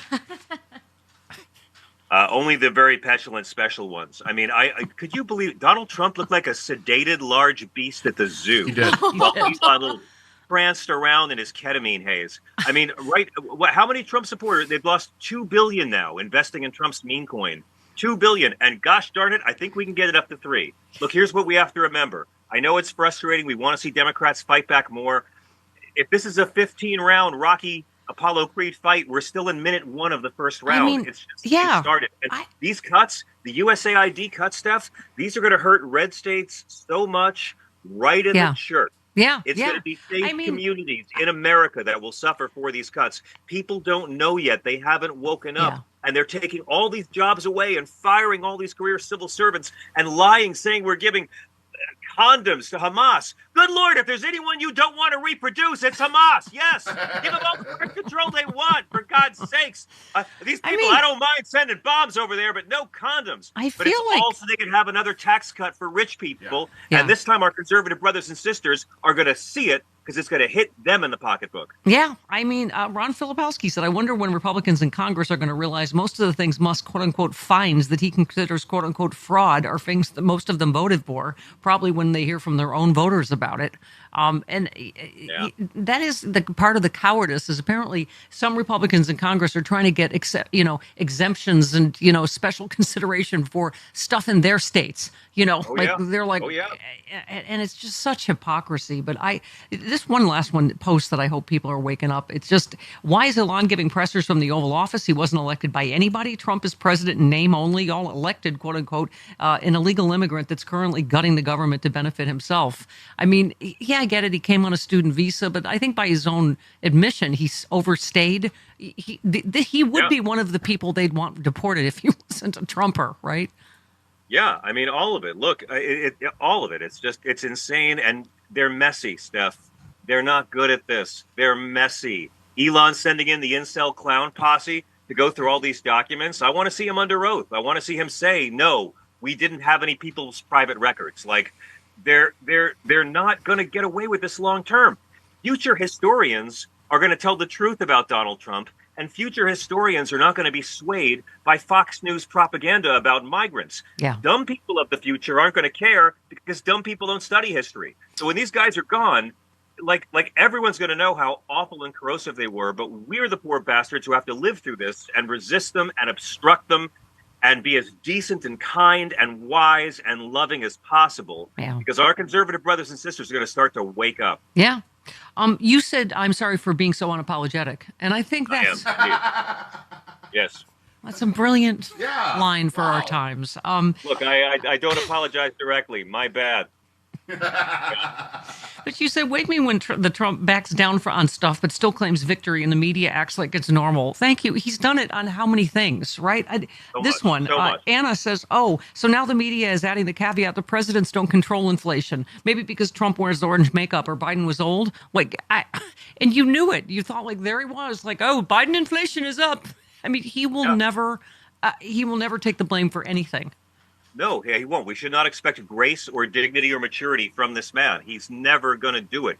He can't stop lying. And it's a cult of blind, unmanly, amoral obedience. Look, to support Donald Trump at this point, you have to be okay with vicious, deliberate, racist lies. Those Haitian migrants were innocent. You have to be okay with violently attacking police because they were protecting our democracy. And you have to be okay with freeing those terrorists. And you have to be okay with Pam Bondi hunting the FBI agents just doing their job to prosecute these terrorists. And by the way, they don't have any morality or respect for law and order at all anymore. Yeah, what's his name? They're a gang and they're stupid. His name, Emile Bove? He's the acting... I don't know what he is. I can't, he was the president's lawyer, but the evidence came out yesterday. He was a very enthusiastic prosecutor, prosecuting the violent January 6th terrorists. And, now, of course, he's saying all the opposite because he works for Trump. But as you say, the people at the FBI and law enforcement don't really take kindly to people that beat the crap out of cops. No, it's always awkward when the FBI are the good guys in a story. I still have issues with Mississippi burning, but let me tell you, they really think the FBI is a bunch of submissives who just want to get beaten up behind the gas station. I don't think so. They're going to fight back against all of this. And by the way, everyone in the world knows we gave Putin everything he wanted, and now Tulsi Gabbard is now going to be the head of national intelligence. Yep. No foreign allies are going to share any intelligence with us because our government is Putin's human centipede. Yeah. So Chris tells sorry, me, but it's true. It's an awful movie and a very good metaphor. Chris tells me I'm not supposed to call stupid Trump supporters stupid, but you tweeted Steve Bannon finally admits he stole from MAGA, freeing smart MAGA members to give him their money again. It just seems like I just don't know why they fall for any of this again, right? He literally stole from them, and they love him. It's a cult of blind, unmanly, amoral obedience. There is no group easier to manipulate than right-wing white men. My God, I've always said this, but they're the tragic girl at a frat party. And the lacrosse captain douchebag like Trump can talk him into bed and do whatever he wants them to do. Hey, let's support the sports. Speaking of which, you said, I love the halftime show, but if I'd never left my hometown, ignored history, got all my news from right-wing sources, only knew people who looked like me and never read books, voted for an amoral, lying racist, I would probably hate it as much as the Fox News audience did. Oh, I loved it. I loved it so much. Can I just say how much I loved that halftime show? I mean, all these guys, like, well, I don't get it. It's an American flag made on the backs of black men. I still don't get it. What did you try to say? I don't get it. There's four kinds of white people with the Kendrick Lamar halftime show. Can I tell you? There's the white people who are just racist and all say, oh, he's a mumbler, and they don't want to understand it. They just hate it. Oh, and they're complaining it was all black. It was too black. Where's the diversity? For the first time in their lives, they're complaining about lack. I had to sit through 13 straight minutes of black people during Black History Month. Right. They're the ones that blew up DEI, so he obviously hired only the most qualified people. Because correct. If you've seen me dance, you know white people can't dance. Right? You got the white people who are just going to be instant contempt, and that's who it was written for. Kendrick Lamar designed this knowing they weren't going to want to understand. This was brilliant on his part and Jay-Z's too. Then you got the white people who just don't care, not my thing. Then you got the white people who really are Kendrick Lamar fans, and there are millions and millions and millions, 20-odd Grammys. But then you've got the white people or who as Judge Janine would say, Grammars. Yeah. Kendall Lamar won so many Grammys. My week was made by the white people, Steph, who aren't Kendrick Lamar fans, who didn't really understand it, but they wanted to. And they were researching what the symbolism was and discussing it and educating it and sharing online. I've had so many wonderful Jackson white people call my show this week to talk about how much they learned from the symbolism in it. Yeah. Samuel Jackson is Uncle Sam. I was like, all right, I don't know what this is, but I like it. I don't know what's happening. Is there going to be snakes? And right at the beginning, he said, we're here for the game. And he didn't mean football. And he kept talking about the game. And it never referred to football the entire time. And I love that Kendrick Lamar did this performance on the 61st anniversary of the Beatles appearing on Ed Sullivan. Yeah. They were already well known, but a lot of older people didn't know it, didn't understand the sound, couldn't understand the words. Yeah, but there's no shame in it. You're not a racist jerk. Like, there's so much great art. I liked it because there wasn't enough girls. I like Beyonce and Gaga. I wanted a girl. Okay. There's the greatest athlete in the world, crip dancing. Oh, well, that was good. Ex-boyfriend. That was good. That was good. By the way, is that fake news that she crip danced at Wimbledon, or is that? No, that happened. There's video. I thought she was making a joke about the Queen. No, that happened. All right. That happened. The Queen was not amused because the Queen is a blood, as you know, a blue blood. And she was not amused. What? I love that he insisted did the song from Black Panther, like the 10th highest grossing film of all time soundtrack, and these racists still have never heard of it. You know, it's like. All right. Again, if you don't know it, it's fine. Bella's going to take her organ out for us, and it's, she's new, so be gentle. You said having a national prayer breakfast doesn't make us a Christian country. That would require caring for the poor and sick, welcoming the stranger, and only letting sinless people execute prisoners. You said on every single major issue that divides us, Christian nationalists, MAGA, and the GOP are against the actual teachings of Jesus. My book, Separation of Church and Hate, is a book about how deeply they reject the words of that Nazarene, but they wave it around as a prop. Get that book now, ladies and gentlemen. Pre-order it. Yeah. We love you. What a week. We got to watch Pope Francis smack down Trump and Yes. J.D. Vance. He smacked the eyeliner off of J.D. Vance's pudgy little face this week, and it was beautiful. Got a huge laugh from Bella. Yes. You're Bella, killing it with the kids. Bella likes you, John. I do. I like Bella. Ah.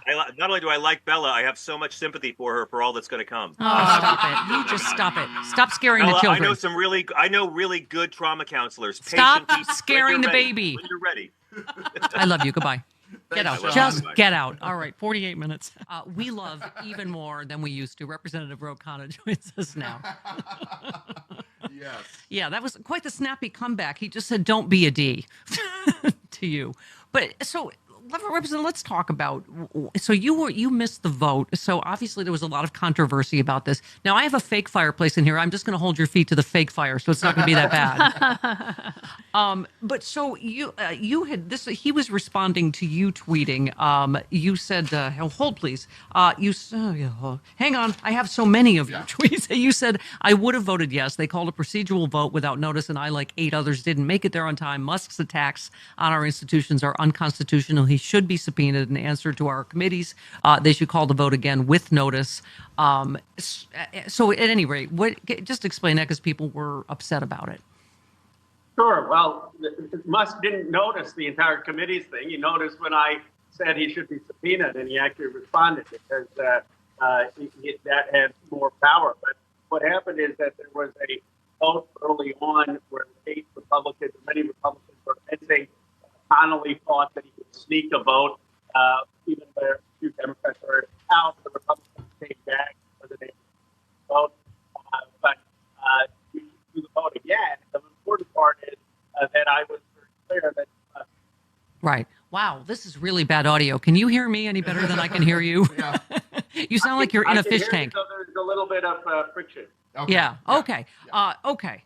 Yeah, I mean, you fired back at Musk saying, Elon, we've known each other a long time. You can't stop payments that Congress have authorized and appropriated, make recommendations to Congress, but don't stop payments. That's Article 1.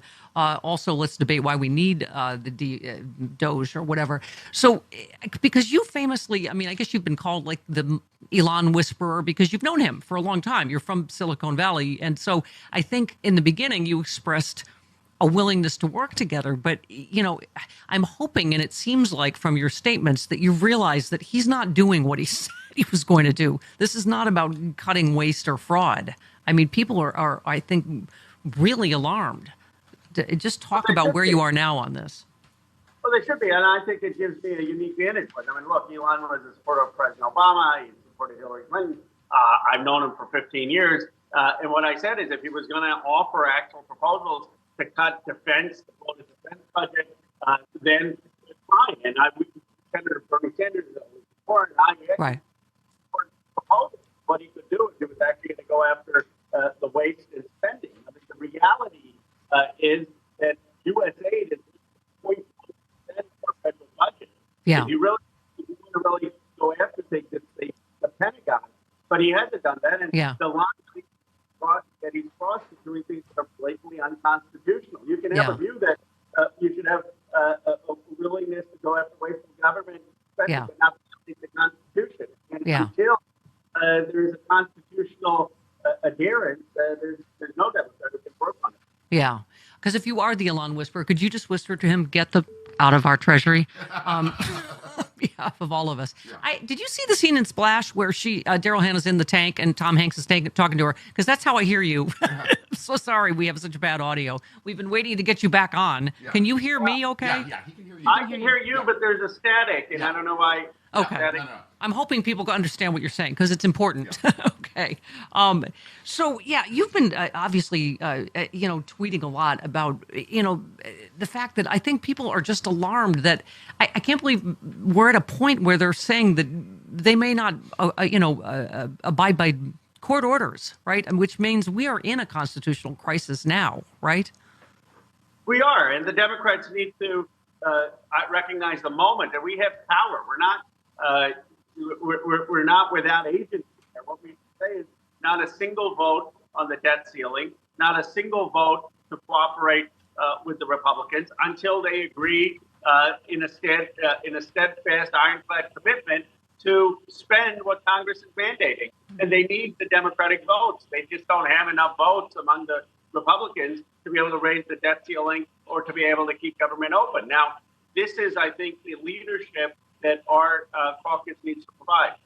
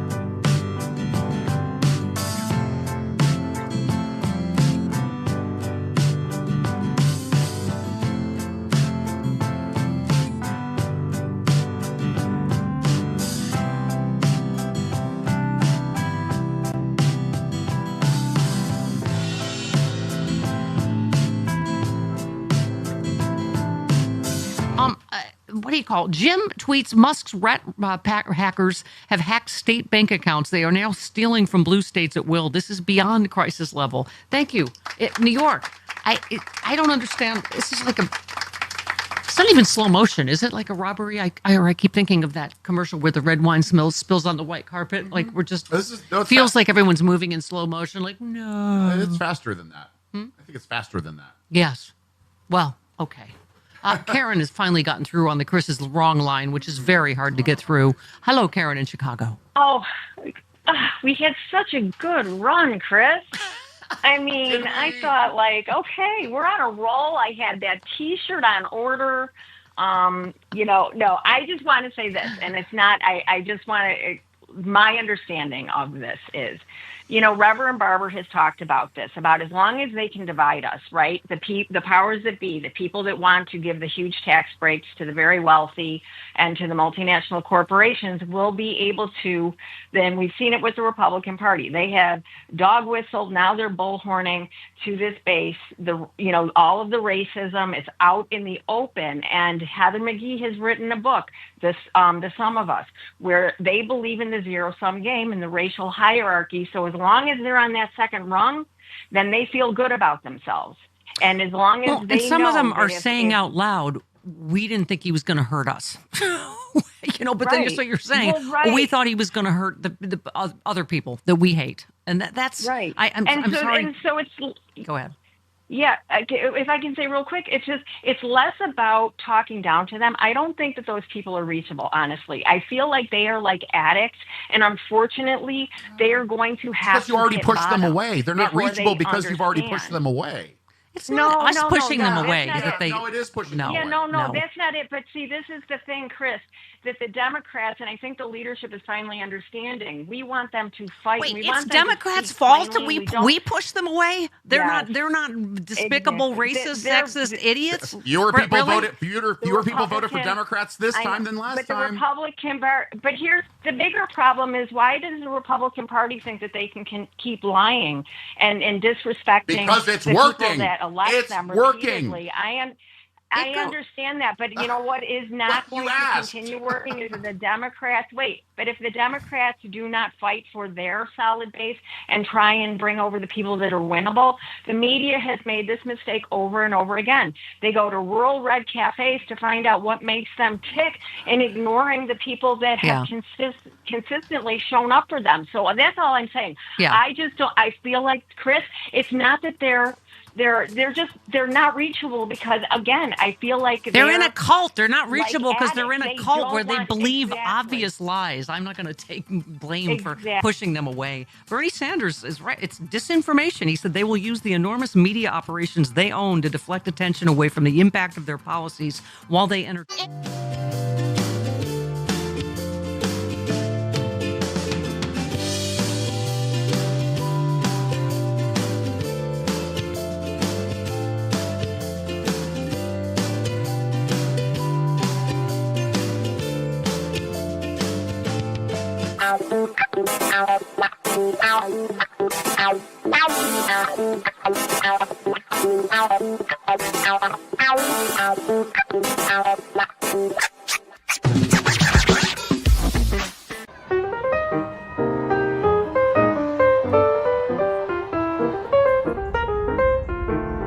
Oh, hi.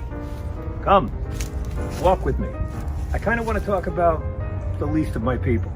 You know, every year around this time, I always got to try real hard to not smack upside the head all these hypocrites, snakes, and vipers who call undocumented U.S. workers illegals.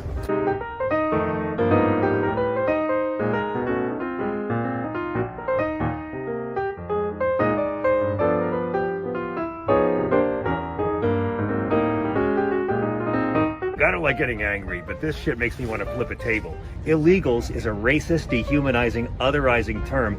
It's designed to make other people appear less than human, so you won't feel bad when you treat them inhumanely. It's a really shitty noun. Ask yourself this: when's the last time Fox News called any other kind of lawbreaker an illegal? If you do 56 in a 55 zone, aren't you an illegal too? Huh? Come on. Now, you wouldn't know it from watching Tucker, but the majority of undocumented immigrants in this country are people who overstayed their visas. However, every night on Fox, he who tucks in his brood of vipers say illegals, and they're always referring to brown people crossing a border. Here's a dirty secret. Politicians could end undocumented immigration tomorrow if they wanted by locking up the white people who do all the hiring. This is supply and demand economics, my friends. There's a gigantic help wanted sign at our southern border, and there's no wall you can ever build that'll be big enough to hide it. And politicians of both parties are in no rush to take down the help wanted sign. Rich people pay Fox people to make working people blame poor people. Now here's 10 facts about illegal people. Number 1. Undocumented immigrants commit crimes at a much lower rate than U.S.-born citizens. Why? Fear of deportation. So imagine if we could do that to homegrown criminals. Number 2. Undocumented immigrants pay state, local, and sales tax over $400 billion in 2017 alone. Those guys standing outside Home Depot looking for day labor work, they're not the ones who outsource your job to China. By the way, racist idiots, there are no national politicians currently calling for open borders or amnesty. Anyone who tells you there are is lying, or as I like to call it, bearing false witness. You know who did call for that? Ronald Reagan. That's right, the star of all your right-wing porn fantasies. St. Ronnie gave amnesty to millions of undocumented people and claimed that open borders allows them to just go home when they're done working here. But don't feel bad, you racist douchebags. Reagan still supported apartheid. You ever notice whenever they raid one of these meatpacking plants down south and they arrest several hundred illegal workers, they're a lot slower to arrest the guys in the back room who did the hiring, who are counting all the cash. And that is all the proof you need to know that the illegal immigration scare is regressive gaslighting bullshit. Donald Trump hires undocumented labor. Going back to the 80s, it was Polish workers who built Trump Tower, but they never got called illegals because they're white. Even as president, Trump continued to employ undocumented workers. He's now done it in 2 different centuries, all to avoid paying American workers a living wage. You are being suckered by millionaire at birth hypocrites. Does it physically hurt to be this freaking gullible? Oh, let's talk about the wall. You morons understand that they were never actually going to build a physical medieval wall for thousands of miles stretching across deserts and rivers and forests and private and commercial properties and seizing land from American citizens using eminent domain law, right? You understand that was a scam? It wasn't going to get finished.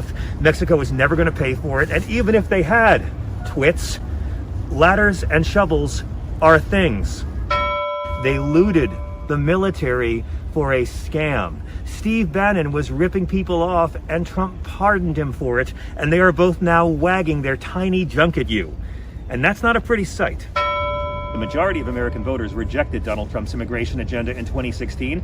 The majority rejected it again in 2020, but he still has a chance to be the first man to lose the popular vote 3 times. I alone can do it. What a dick. So remember, MAGA dudes, one of these days, you're going to stand before St. Peter. And on that day, you will discover what extreme vetting really fucking means. Thanks for watching. Please like and subscribe, and forgive me, I should have said at the top of the video, I'm only dressed in the tunic because it's laundry day, and I had nothing else to wear. Oh, and I'm only wearing the fake beard to hide my rosacea, so that's...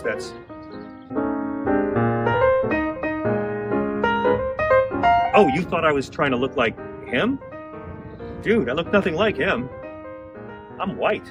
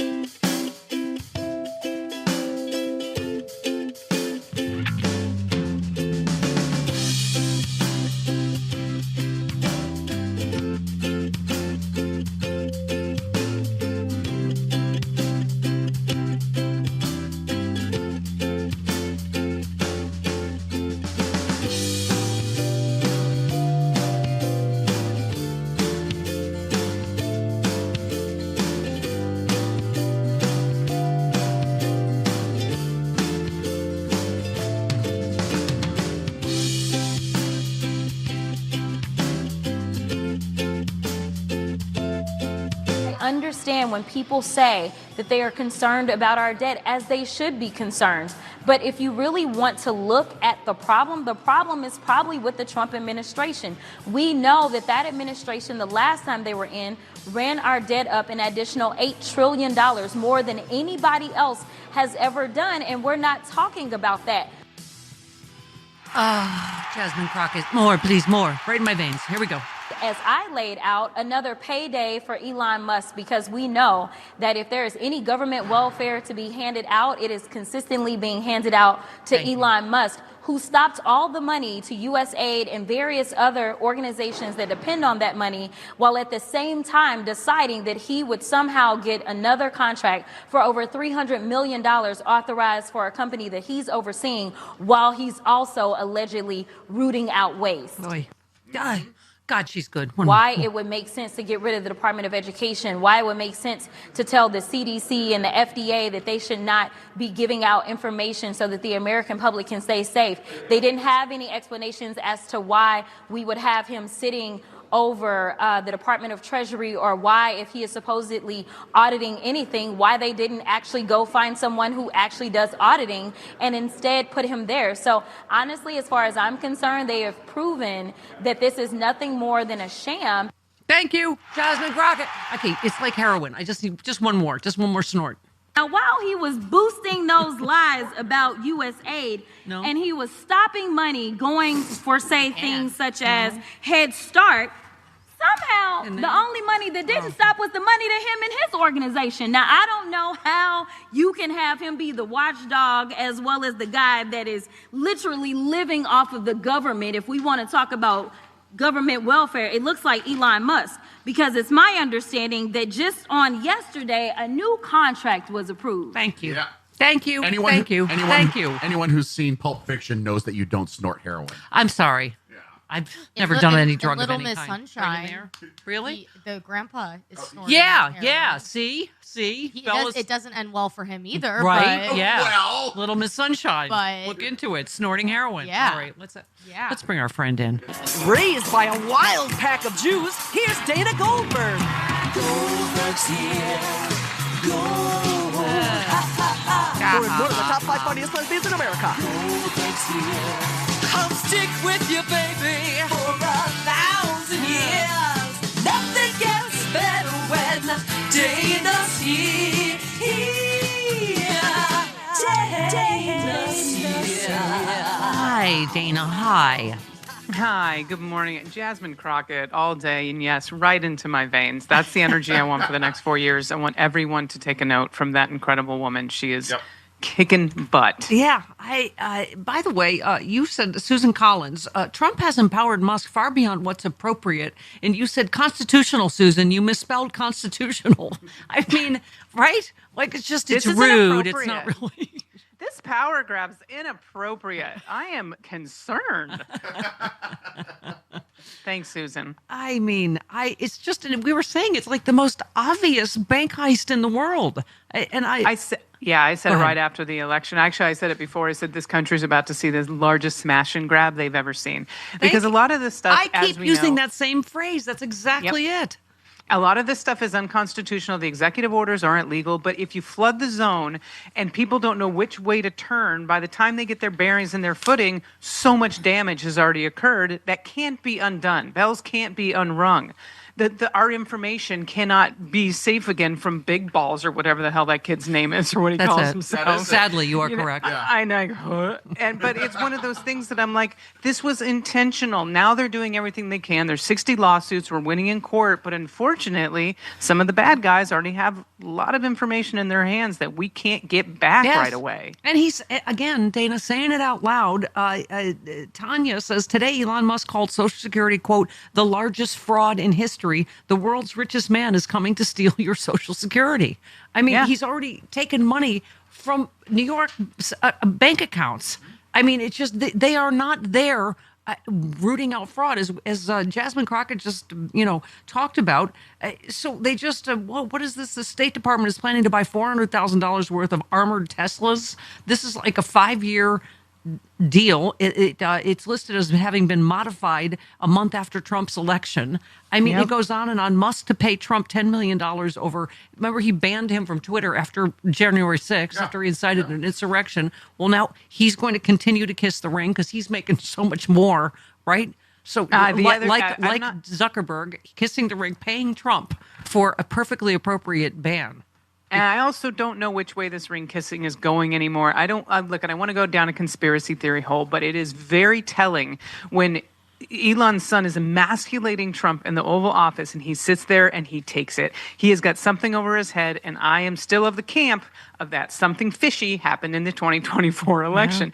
Why is he not pushing back? He is destroying his ego on national television, and Trump is sitting there taking it. There is something else going on, but what do? We can't do anything now, but it's embarrassing. It's embarrassing for him. It's embarrassing for us, and it makes him look like a really, really weak leader to our foreign countries. I agree with you that everything that's happened the last 3 weeks has made me more suspicious. You know what I mean? Like if he could hack into the Treasury, what couldn't he do? What couldn't the richest man in the world do? I mean, yeah, I guess you're right. I'm skeptical, but sadly you're also right. Like now, what do you do about it? You know, we can't. I mean, so yeah. By the way, we need to find a way to protect our midterms. Is actually what we can do. Yeah. I don't know what that means, but when he's going in and he wants to change, I mean, he just got rid of the people that are in charge of making sure our free and fair elections are happening. What? How is that not suspicious? You're getting rid of election cybersecurity people? I mean, how is that not, again, get in the streets time? I mean, all of it is. By the way, so his son's named the Nose Picker, which, by the way, totally reaffirmed my decision not to have children, that little nose picky Elon Musk kid. His name is, so it's actually spelled, Chris, X-EA-12. His name is Lil X. It's a. And if listen, Stephanie, if you can call your son Little X from that spelling, you can call your trans daughter Vivian, and it's not going to kill you. Thank you. So do better. Yeah. Do better. I mean, by the way, so his mother said she was not cool with Musk taking theirs. I mean, Grimes. Is it me? Yeah. What's her? Grimes, a Canadian pop singer. Yeah. Well, yeah. Is it me? Is he just use them as props to, I don't know what, soften his image or something? He's always like got one on his shoulders or hanging around. I mean, first of all, it was just weird, the whole scene, as you were saying, right? Oh, yeah, it was absolutely bizarre. There was no reason for this kid to be there other than, like you said, to make him look more likable, I guess. It was bizarre. Right. She said the mother said, he should not be in public like this. I'm glad he was polite, sigh. Because he was, Trump at one point introduced the child saying, this is X. He's a great guy. High IQ. He's 4. How was he? Oh my God. This whole thing is so bizarre. So she shares 3 children with Musk. The younger 2, Dana, are called Techno Mechanicus and Exa Dark Cider roll. Okay. Listen, I don't want to make fun of any names. It's no. I'm not getting on you with this. This is very difficult for me to toe that line when they're numbers and letters together, which I understand letters make names most of the time. People can't expect us to know what that means and to not be like, what in the world? I understand your brain is very special and very complicated and does some incredible things and also some very dangerous things. But what in the world with the children's names? So speaking of not knowing exactly how to react, Nancy Mace just appears to me to not be well. And also, you remember during the entire campaign, her whole thing was all these women are lying. Yeah. About Trump and, got all the other sexual assaulters / rapists, whatever, in the allegedly, I don't know, in the Trump administration. But, you saw this thing. She was on the House floor for like an hour saying she was drugged and raped by her ex and his friends or something. But, she also made up she tried to report some woman in the bathroom to the police that she thought was Sarah McBride, but wasn't Sarah McBride. I mean, she and another congresswoman basically accosted the person. Right. And then okay, so I don't even know what to say. It's just, you were talking about your friend Sarah McBride. You said someone being trans doesn't threaten you in any way. Sarah McBride earned her position and was voted into Congress as an out proud trans woman by her constituents. Stop being a performative, bigoted hole. I mean, the woman that called her the gentleman from... That's exactly just who mean. That was. Yeah, it's just mean. And I do like that the person that they called next, the Democrat they called next, they said, "Thank you, Mr. Speaker." When they called the next Democrat, the person actually addressed the speaker as Mr. Speaker to make a point when they intentionally misgendered Sarah McBride. Yeah. You said since all the transphobes are quiet about the possibility of the Department of Education getting eliminated, I guess it was never about protecting women's sports after all, since DOE is the department that enforces Title IX.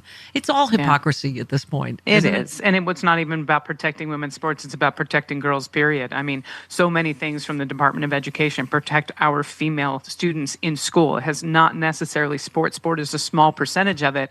But these people that are so outraged that Julie wants to play badminton with her middle school teammates, and it's, I'm sorry, are your groceries cheaper now that she can't? I mean, do you feel better about yourself? Yeah. The amount of kids that are actually trans that are playing sports are so minute when the entire community of the trans community is less than 1% of the population. And as Laverne Cox said in an interview, they're focusing on the wrong 1%. Yeah, that's right. But what was I going to say? Oh, I don't mean to make a through line to all Republican women are mean girls and dumb bitches. But let me just say, Representative Luna, which is short for lunatic. Yeah. Suggests she's going to bring in members of the Warren Commission as part of her JFK investigation. They're all dead. They are. Thank you. I don't know, Steph. I would like to hear what they have to say.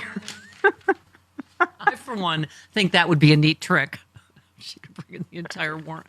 I mean, Dana, we've been having this argument. We've been having a family fight all morning about whether, it's just like the thing you said, the fact that, they're telling us, part of why we lost is trans issues.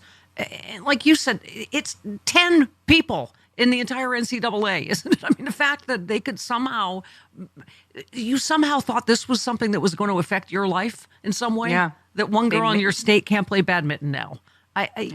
So I don't know, what to say, whether that's lack of education, lack of critical thinking skills, but just the fact that anyone believed he was going to bring prices down on day one.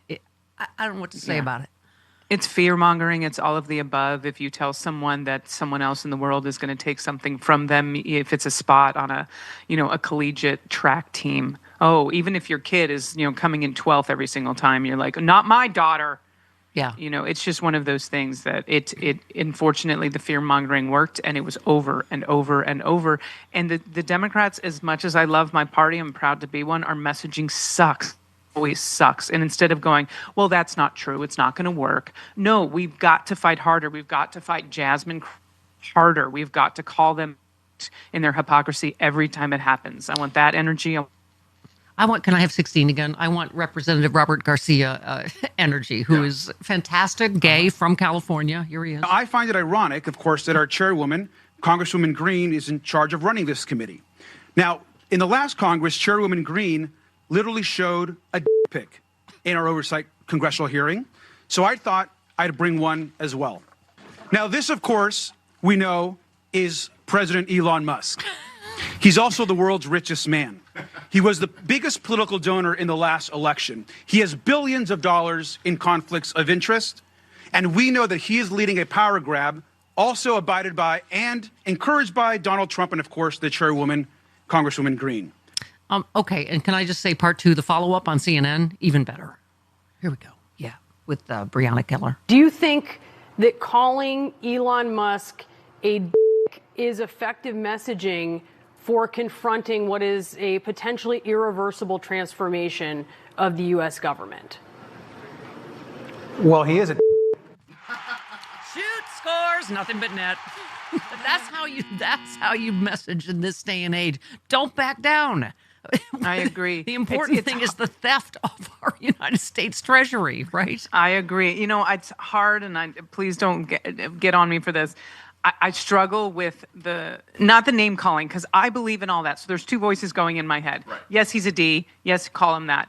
Well, we got to step into a situation where these very thin-skinned, egomaniacal billionaires, when we tease them and we call them weird and we call them Ds and all this other stuff, they dig their heels in. Yeah. And so I worry sometimes about what they would consider bullying. And trust me, I don't think that is when you consider what they've said about anyone else in this world. Yeah. But I do wonder that these thin-skinned men are like, oh, I'm weird, I'm a D, all right. I'm going to break in the Treasury Department. Yeah. I'm going to go after that person. I'm going to go after that person. And I'm like, okay, so where's the messaging and where's the line? Is this how we fight an oligarchy, a tech oligarchy, by, calling them that messaging? I hope that is happening alongside an actual plan to break this tech oligarchy. Yeah, yeah. Well, I say civility for the moment. Just kidding. People who don't believe in name calling are pussies. I'm kidding. Okay. Oh, I believe in name calling. I'm just saying it's going to backfire with Musk. And Trump, obviously, he starts to punish people that he feels like are attacking him. I'm not saying it's the wrong thing to do. It makes me very joyful. The child in me is like, yeah, Elon Musk is a D. And the other part of me is like, oh, he's about to break into another department now. Yeah, well, he was going to do that anyway. 21 minutes. Good morning, Charlie Pierce. I woke up and he's still president. It really does feel like a waking nightmare, doesn't it? It does. Good morning, Jody Hamilton. Good morning, Charlie Pierce. Don't be creepy to Bella, too. She's just a baby. I'm not being creepy to Bella. Bella and I are simpatico. We're buddies. Yeah, we're big sweater people. We have a bevy of straight beauties for you now every Tuesday. Right? Charlie Pierce. So Charlie Pierce, we talked about this yesterday, but it really is. You said your piece is the Trump administration using this handy dandy loyalty test for law enforcement candidates. Want a job with the FBI? Want to carry a gun and a badge? Wear low cost suits and shiny cop shoes? Want to chase spies, mobsters, dangerous librarians who display children's books about gay penguins? Answer the following questions: was the 2020 election stolen? Who were the real patriots on January 6th? And finally, who's your real boss? You think it's a joke? These are the actual questions they have to answer. Those are the actual questions. Yes. I mean, I can't imagine what some, 28-year-old homicide cop from Baltimore who wants to change careers and goes in for the FBI, application process thinks when he gets thrown to these things. Yeah. I mean, you were likely by some 22-year-old wearing cargo shorts. That's like big balls. Big balls. Yeah, he's wearing cargo shorts and a jacket and an Oxford shirt half out. And anyway. It looks like he's standing in the conference in the conference room of a defunct motel. Yes, you're absolutely right. Yeah. I mean, but to your point, Charlie, you said this obvious attempt to turn the intelligence community into a private police force for the purpose of presidential vengeance and operating with all the independence of a team of sled dogs was an indication of the final assault on representative government is underway. At the same time that the Post was revealing this comic opera villainy, officials up to and including the Vice President of the United States were softening up the ground in preparation for a day when the president tells the judiciary to pound sand. That will occasion not so much as a constitutional crisis as constitutional Armageddon. I mean, that's what I keep saying, Charlie. We are not, I was reading, edging up to we're in the constitutional crisis. We are. I was just writing about that actually. We're gooning today. to one. When he refused to, when he's blowing off the judge in Rhode Island, we're in the constitutional crisis. Yeah. Either we have an independent judiciary with some power or we don't. And eventually that well-known institutionalist John Roberts is going to have to answer that question. Yeah. Well, so you know what Charlie's talking about, everybody. If you've just woken up, Trump has been ordered by a judge to unfreeze all federal grant payments, including NIH and IRA. He's also now being sued by 22 states' attorney generals for cutting NIH research programs. And that's what I was saying. They're clearly betting on this going to Trump's Supreme Court. And yeah, go ahead. Well, I mean, I think it's entirely possible that he ignores the Supreme Court. Oof.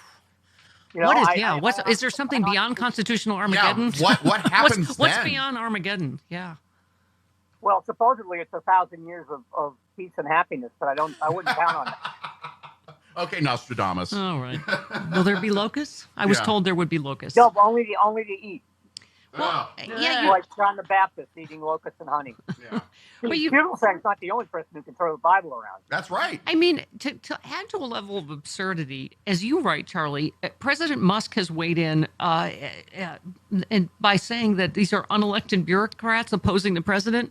What the F does he think he is? Right. He says judges are unelected, so they have no power? Yeah, this is just, that's the ketamine talking. Yeah. Yeah. Wow. So you said, and you said J.D. Vance put the poisoned cherry atop this rancid sundae by basically saying if a judge tried to tell a general how to conduct a military operation, that would be illegal. If a judge tried to command the attorney general how to use her discretion as a prosecutor, that's also illegal. Judges aren't allowed to control the executive's legitimate power. Yes, they are. Yeah, Take that son of a bitch up with Nixon. Mm-hmm. Yeah. Two of his attorney generals wound up in jail.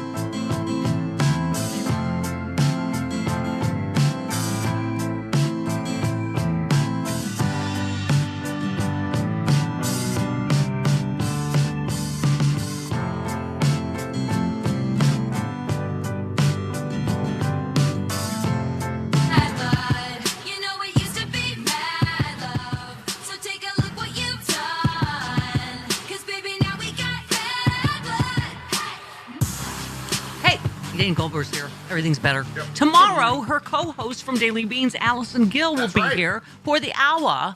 In hour number 3 tomorrow, along with Glenn Kirshner on the Big Friday show.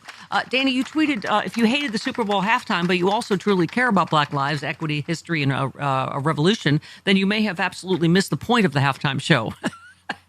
I mean, Steffi, I found out more about people from that halftime show than I did from the election. I was like, wow. Yeah. Wow. Oh, it triggered the bejesus. Yeah. You don't have to love the messenger. Like, you don't have to love his music. I knew like 2 songs before the halftime show, but all of the messages within it, if you really do care about Black history, you would not have hated that halftime show. You would have learned so much. And I'm so proud of my white friends who were like, I didn't get it, so I went and Googled and I watched YouTube videos, and oh my God, that now is one of the coolest things I've seen. Right. It was kind of like, this America built on the backs of Black people, literally. The American flag, right? Yeah. Samuel Jackson. Uncle Sam. Right? Yes. Yes, I want these Samuel Jackson racist snakes off my mother plane. I got the idea. Samuel Jackson was good choice because I guess he used there's a beef with Trump. I'm sure you know that they used to golf together, and Sam was like, he cheats constantly. So then Trump was like, he's doing way too many commercials. He's never had a career. I don't really know Sam. I've never met him. Oh, right. So there was a beef between them too. So Uncle Sam looking right up in that box because they know where he was sitting. So can I say, speaking of music, tweet of the day, Trump as chairman of the Kennedy Center is like if North Korea put Kim Jong-un in charge of Coachella. That's pretty much it. Really. He has to ruin everything, right? He does. Yep. And I don't know what's going to happen with that. He may just, make it into condos, but...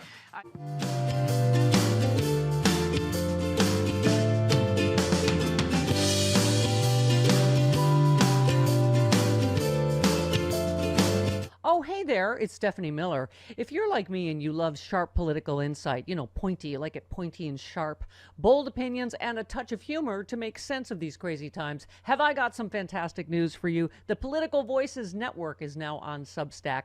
This is your new go-to for the best in independent media. We're talking about my show streaming daily with episodes on demand, the fearless of journalism of Brian Karem, the brilliant side-splitting satire of John Fugelsang, the unrelenting working-class advocacy of Rick Smith, and so much more. Here's the best part. Subscribing is so easy. You can join for free or go to the extra mile. Support these incredible independent voices by signing up for a full subscription starting at just $8. You'll get access to exclusive content, behind-the-scenes insights, and a chance to directly fuel fearless, unfiltered media. So what are you waiting for? Head on over to politicalvoicesnetwork.com. Hit that subscribe button and become part of the movement keeping truth alive in an era of corporate media overload. Every subscription helps, especially yours. One more time, that is politicalvoicesnetwork.com. Sign up now. Do it. Why do we have a Congress then?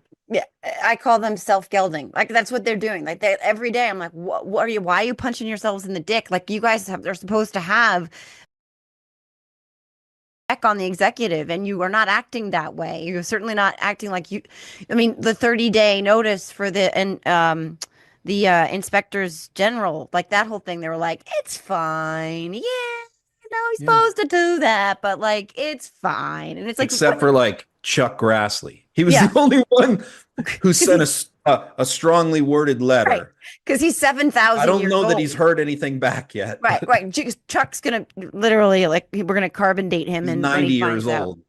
Is flexibility and how and when you get tasks done important to you? Is your workday a little unconventional? Do you think autonomy is underrated? How important is it to be able to do things on your own time rather than someone else's? Flexibility in your workday means you can decide when and where to invest your time, like focusing on the important parts of the business that only you can do. With Stamps.com, tedious tasks like sending certified mail, invoices, documents, or packages can be done on your time, not someone else's. Stamps.com simplifies your postage needs, adds valuable flexibility back into your workday. I love it. We use it here at the Stephanie Miller Show. Flexibility is your all-in-one mailing and shipping solution. Take care of mailing and shipping wherever you are, even on the go with Stamps.com mobile app. All you need is a computer and a printer. They even send you a free scale. Easily schedule package pickups through your Stamps.com dashboard. Automatically see your cheapest and fastest shipping options from different carriers. And here it is. Do you want more flexibility in your life with Stamps.com? Yes, you do. Sign up at Stamps.com. Use the code Stephanie for a special offer that includes a 4-week trial, plus free postage and a free digital scale. No commitments or contracts. Just go to Stamps.com. The code is Stephanie.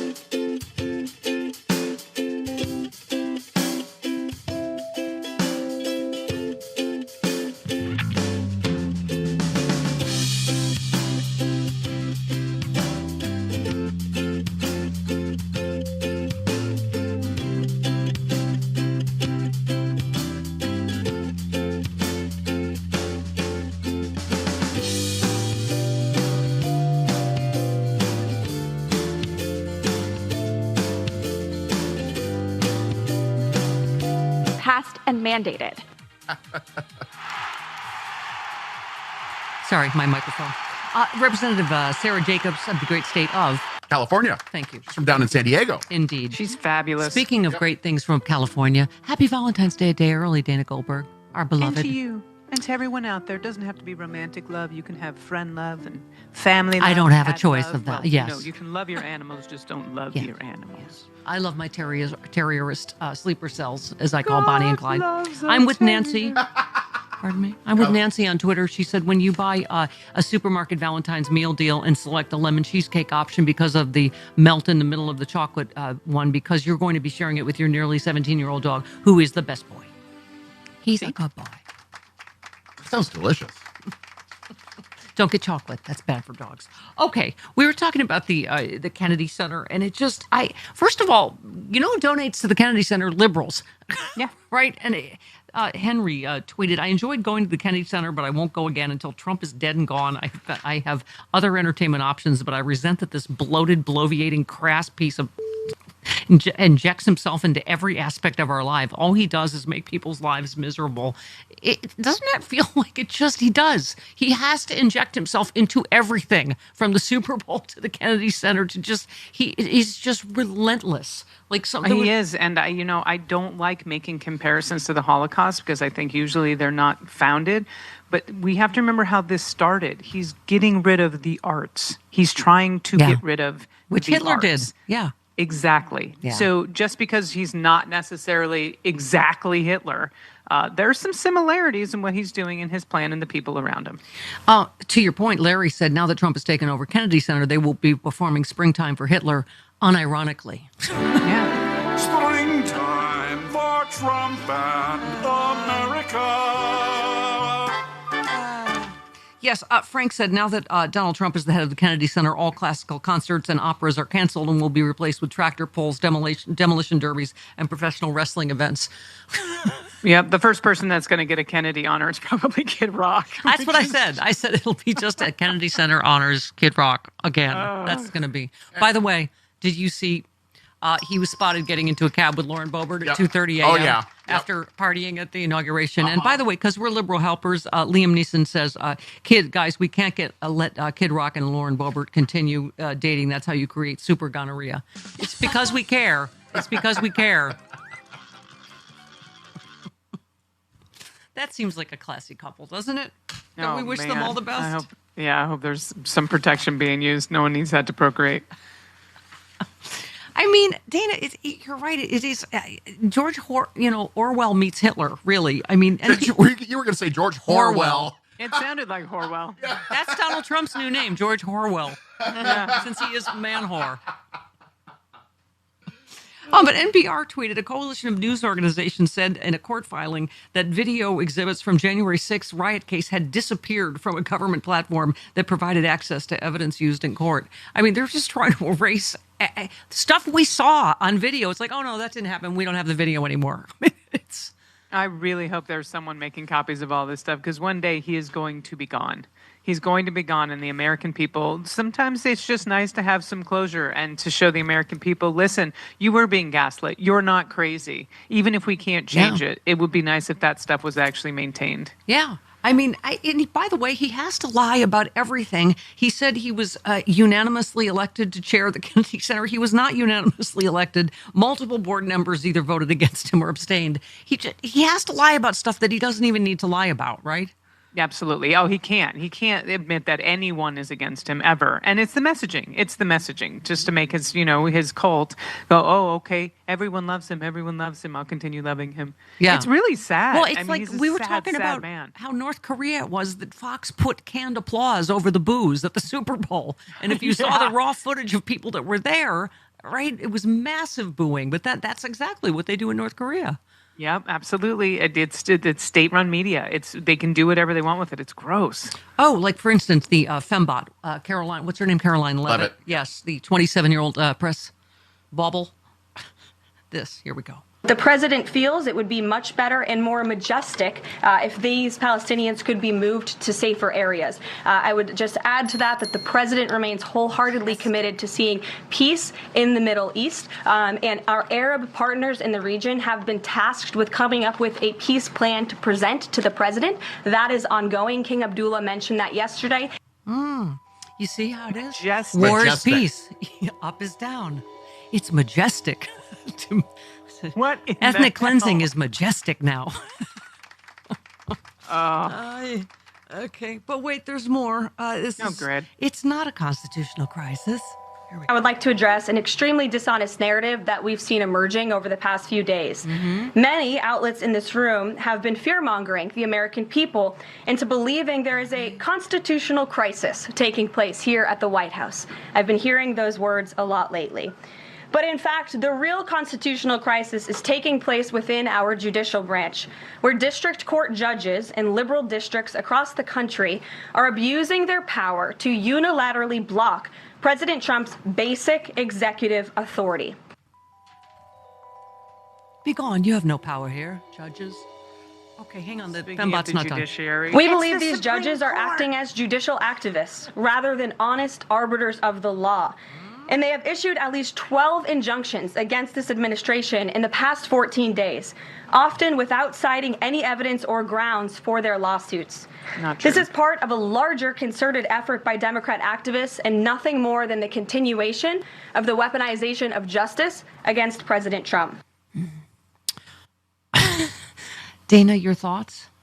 Oh, I am my blood is boiling. I want to scream so many profanities right now. You don't want my thoughts. I mean, I don't. Okay. Can I just say who woke Chuck Grassley up? Senator Grassley. What is he, 93? He says Donald Trump is not following the law. Wait, what? A Republican said he was talking about the abrupt firings of watchdogs in charge of, the inspectors general. Right. They're the ones actually supposed to root out fraud and abasing, not Elon Musk. They generally inspect. Yeah. Thank you for that. Yeah. He was talking about, he said, I'd like to alert to the president to the fact that he can abide by the law and still get rid of the people he wants to get rid of. He can put them on administrative leave for 30 days and send us a letter. Asked by HuffPost if he planned to alert Trump himself, Grassley said, I just did by talking to you. What? He was just in Mar-a-Lago over the weekend, so he could have mentioned, by the way, what you... I mean, that's They're the thing. so scared of him. Right. That's the thing, saying the president can follow the law and still do his plans. You can also stonewall votes and actually have a spine. I'm so tired of these old men like him and Mitch McConnell on their way out, whether from life or the Senate, we don't know. Right. All of a sudden finding their spine. Like, he could stop voting and say, President Trump, I want to support you, but you need to follow the law. As soon as you do that, of course, I'm going to go ahead and put your Senate picks through. Yeah. And by the way, this law was written when he was in grade school. Yes. No, he was riding a dinosaur when this law was. Got it. Yeah. Boy. Okay. Speaking of the rule of law, Dana, here we go, right? Like Eric Adams goes and sucks up and just they're like, and by the way, nothing cited, like just drop it. There was nothing, no rule of law, nothing to do with just he sucked up to him. He's probably going to, become a Republican now. And this one, the DOJ drops criminal probe into Vince McMahon, husband of cabinet nominee Linda McMahon. Federal prosecutors in Manhattan have dropped a criminal probe that focused on whether Vince McMahon tried to cover up multiple allegations of sexual misconduct. He is a longtime Trump supporter. Linda McMahon, his wife, faces confirmation. I don't understand what the point of her having a confirmation for a department that they're about to destroy, but okay. Would you like to be the head of nothing in a couple few days? Yes, I would like to. Yes, she just would love the title. She'll have the title, and then she'll take credit for getting rid of the department. Right. She's pointed to it. And she'll still take her salary too. And it's not just prosecuting people on no evidence. It's going to be that. It's going to be letting off guilty people just because they're Trump supporters. Like we have made, as I said, a completely lawless country.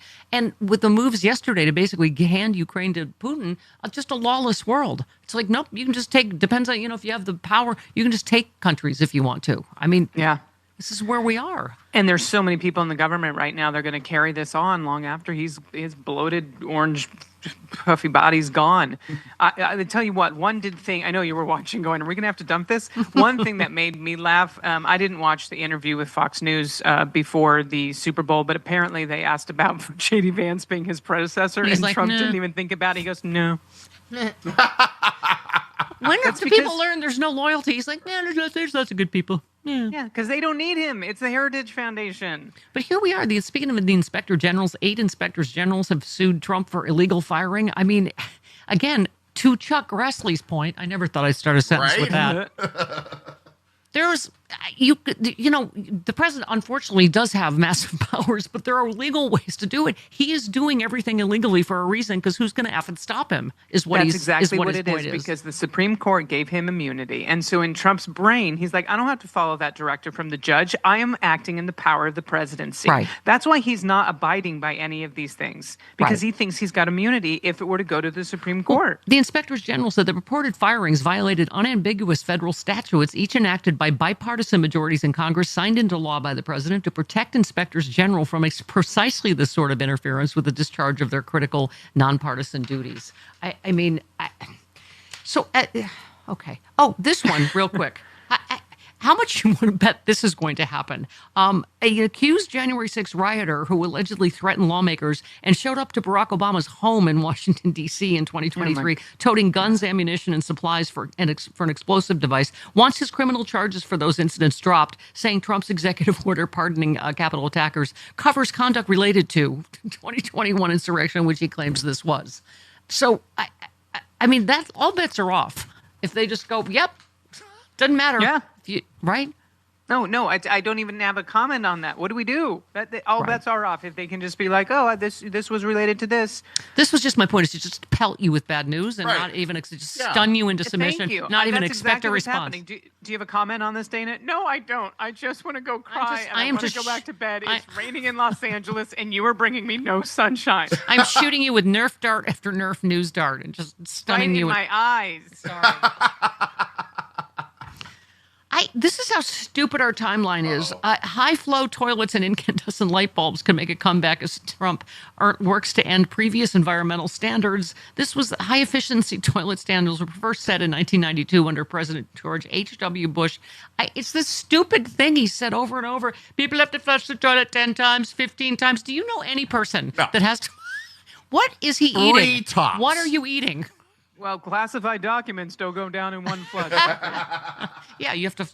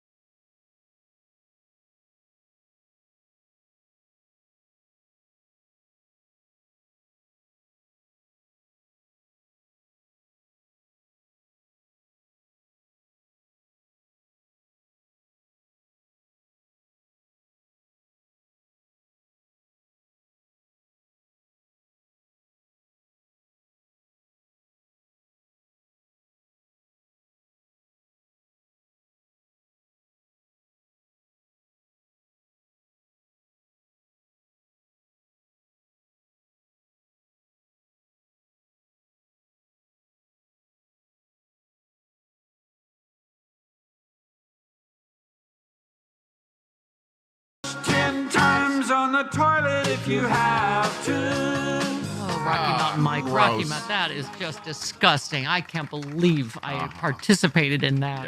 Yeah, encouraged. I think you mean encouraged. This is a good time to destroy the Department of Education because are we just all stupider every day for just the news that we have to report? I think so. I think we're just. Also, plastic straws that were never gone are back. So there's that. A win. Hooray. Winning. Winning. God. So much winning. Oh, God. 48 minutes after the hour. You know, it is heartbreaking. It's frustrating that the work that I've done for most of my life was with a group of people who I assumed were on the same page as I was. And it turns out that so many of them were just indoctrinated into a theology of fear and prejudice and supremacy that they don't even recognize anymore, that they are antithetical to the very thing that they claim to worship or to value. And so that's the hard part. It's people like me, there are millions of us saying, you know, how did we miss this? How did we miss all these people who have so lost the plot? And it's frustrating. Well, look at Elon Musk. How are you the richest guy in the world? And it's still not enough. You got to make poor kids suffer, because you need more money, right?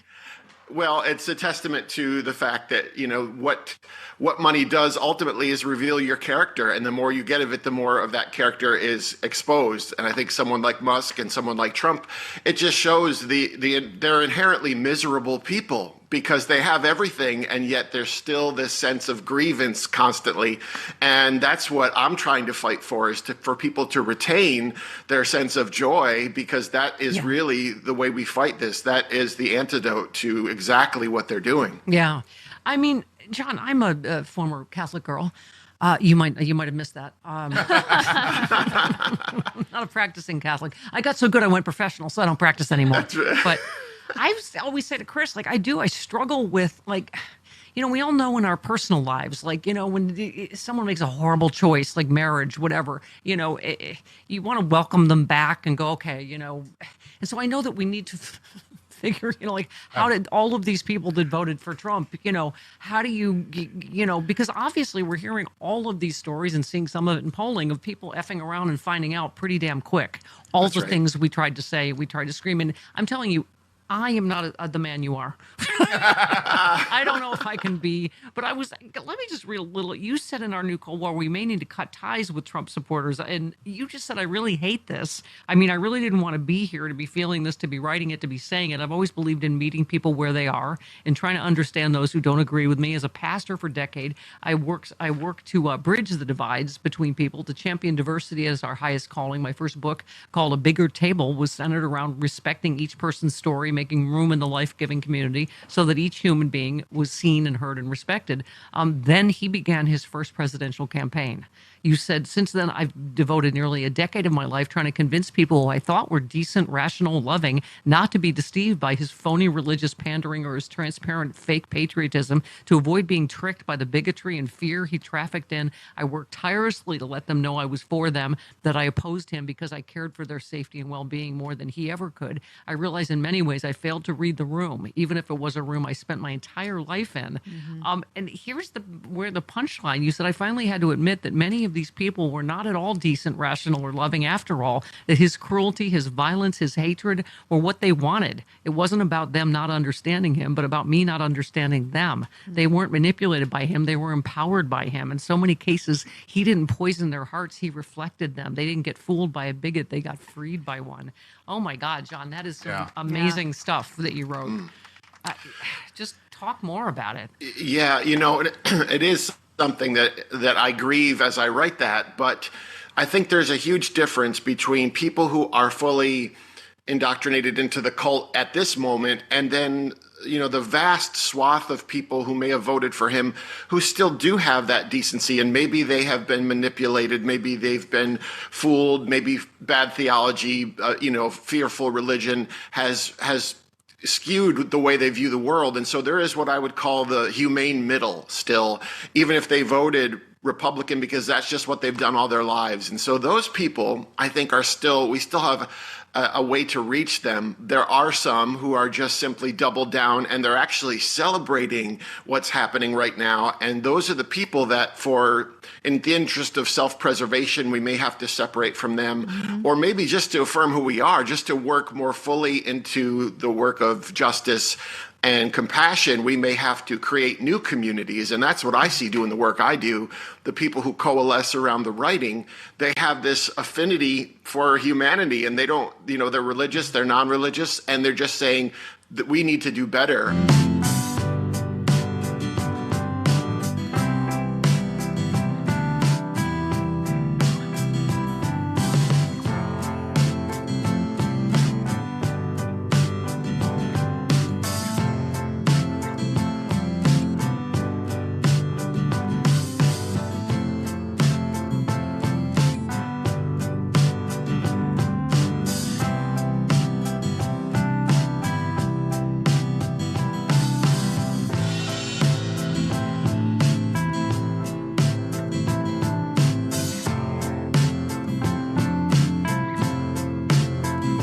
Stephanie Miller.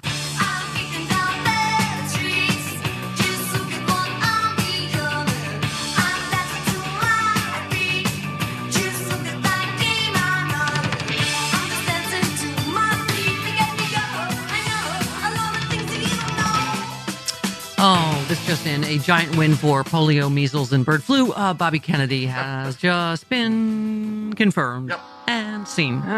Boy. For America. J.D. Vance wants more babies in this world. I don't see people having babies if they can't vaccinate them, even if RFK Jr. vaccinated his own children and then says they're bad for the American public. Oh, speaking of which, who said judges aren't allowed to control the executive's legitimate power? Who said that? Judge Doom. No, that was J.D. Vance. Here's another one. Who said, we've got a system of checks and balances, and that's what I see working. I learned in the 8th grade civics about checks and balances, and I just expect the process to work its way out. Who said that? Judge Reinhold. Chuck Grassley, who was in 8th grade in whatever school the dinosaurs went to. Whatever year that was. With Mark Flintstones. Twain. Right. Yes. Yes. At Bedrock High. Yeah, John Thune said he believed the courts have an important role to play, but, the pushback, Dana, is so meek because they know they aren't going to do anything about it. It's like this, okay, that's wrong, it's just... Anyway, it's just, we have a resistance stack now that, thank God, this is the only way. A third federal judge blocked Trump's birthright citizenship executive order. You've literally got, who was it that said, which Republican was saying, we think it's unconstitutional. It's literally in the Constitution, birthright citizenship. Union sues Russell Vogt, what's his name? Vogt. Project 2025, over Dodge access to CFPB and attempts to shutter the Bureau. Elizabeth Warren said, his votes directives are giving big banks and giant corporations the green light to scam families. I have to hope that, again, this is part of people waking up, that when you get scammed by your bank and there's no one there to protect you, guess what? That's why they had a Consumer Financial Protection Bureau, right? Yes. Absolutely. And I'm telling you, we need a coordinated effort from Democrats. They need to start talking about how red areas, the farmers who were promised under the Biden administration that they were going to get paid back for the money they've already put into improvements for their farms, that they're not going to get that money. They need to start tagging these Republicans that run these red districts and saying your constituents are being hurt. And anyone who's going to be up for re-election or wants to stay in the Congress, your constituents are going to be hurt. They're the ones that are being damaged by this because there's a lot more of them in red states happening right now. One last hero of democracy, the American Bar Association rips Trump and Musk in a scathing statement for acting contrary to the rule of law. Dana, it seems like that's the only guardrail we have right now. But again, we are in the next phase already of the constitutional crisis and them not complying with absolutely. Court orders, and right? Like I said, I worry about the whole immunity ruling from the Supreme Court, but there are things happening. People are fighting back and there's wins. The CDC has been told that they need to reinstate the pages that include LGBTQ people and those things that affect them. There are small things happening. There's 2 trans students that are suing the Trump administration for not allowing them to play sports in high school. There's other trans people that are suing the Trump administration because of the passport debacle. People are actually fighting back, and I'm hoping that even those small wins and all of this chaos is going to be enough for people to go, wait a minute, if we band together and we push back against this, even these small communities, that we can actually take back our country. That is my hope. Yeah, us gays, like the Who's in Whoville, we are here. You might not like it, but we are here. Okay. You mentioned earlier about Trump shutting down the Department of Education. He accused Trump accused employees of fraud and questioned. This is the thing. They're just saying stuff. They're not offering any evidence of any fraud or abuse. Elon Musk just makes stuff up. And then when he gets caught in a lie, he goes, oh, okay, well, I got that wrong.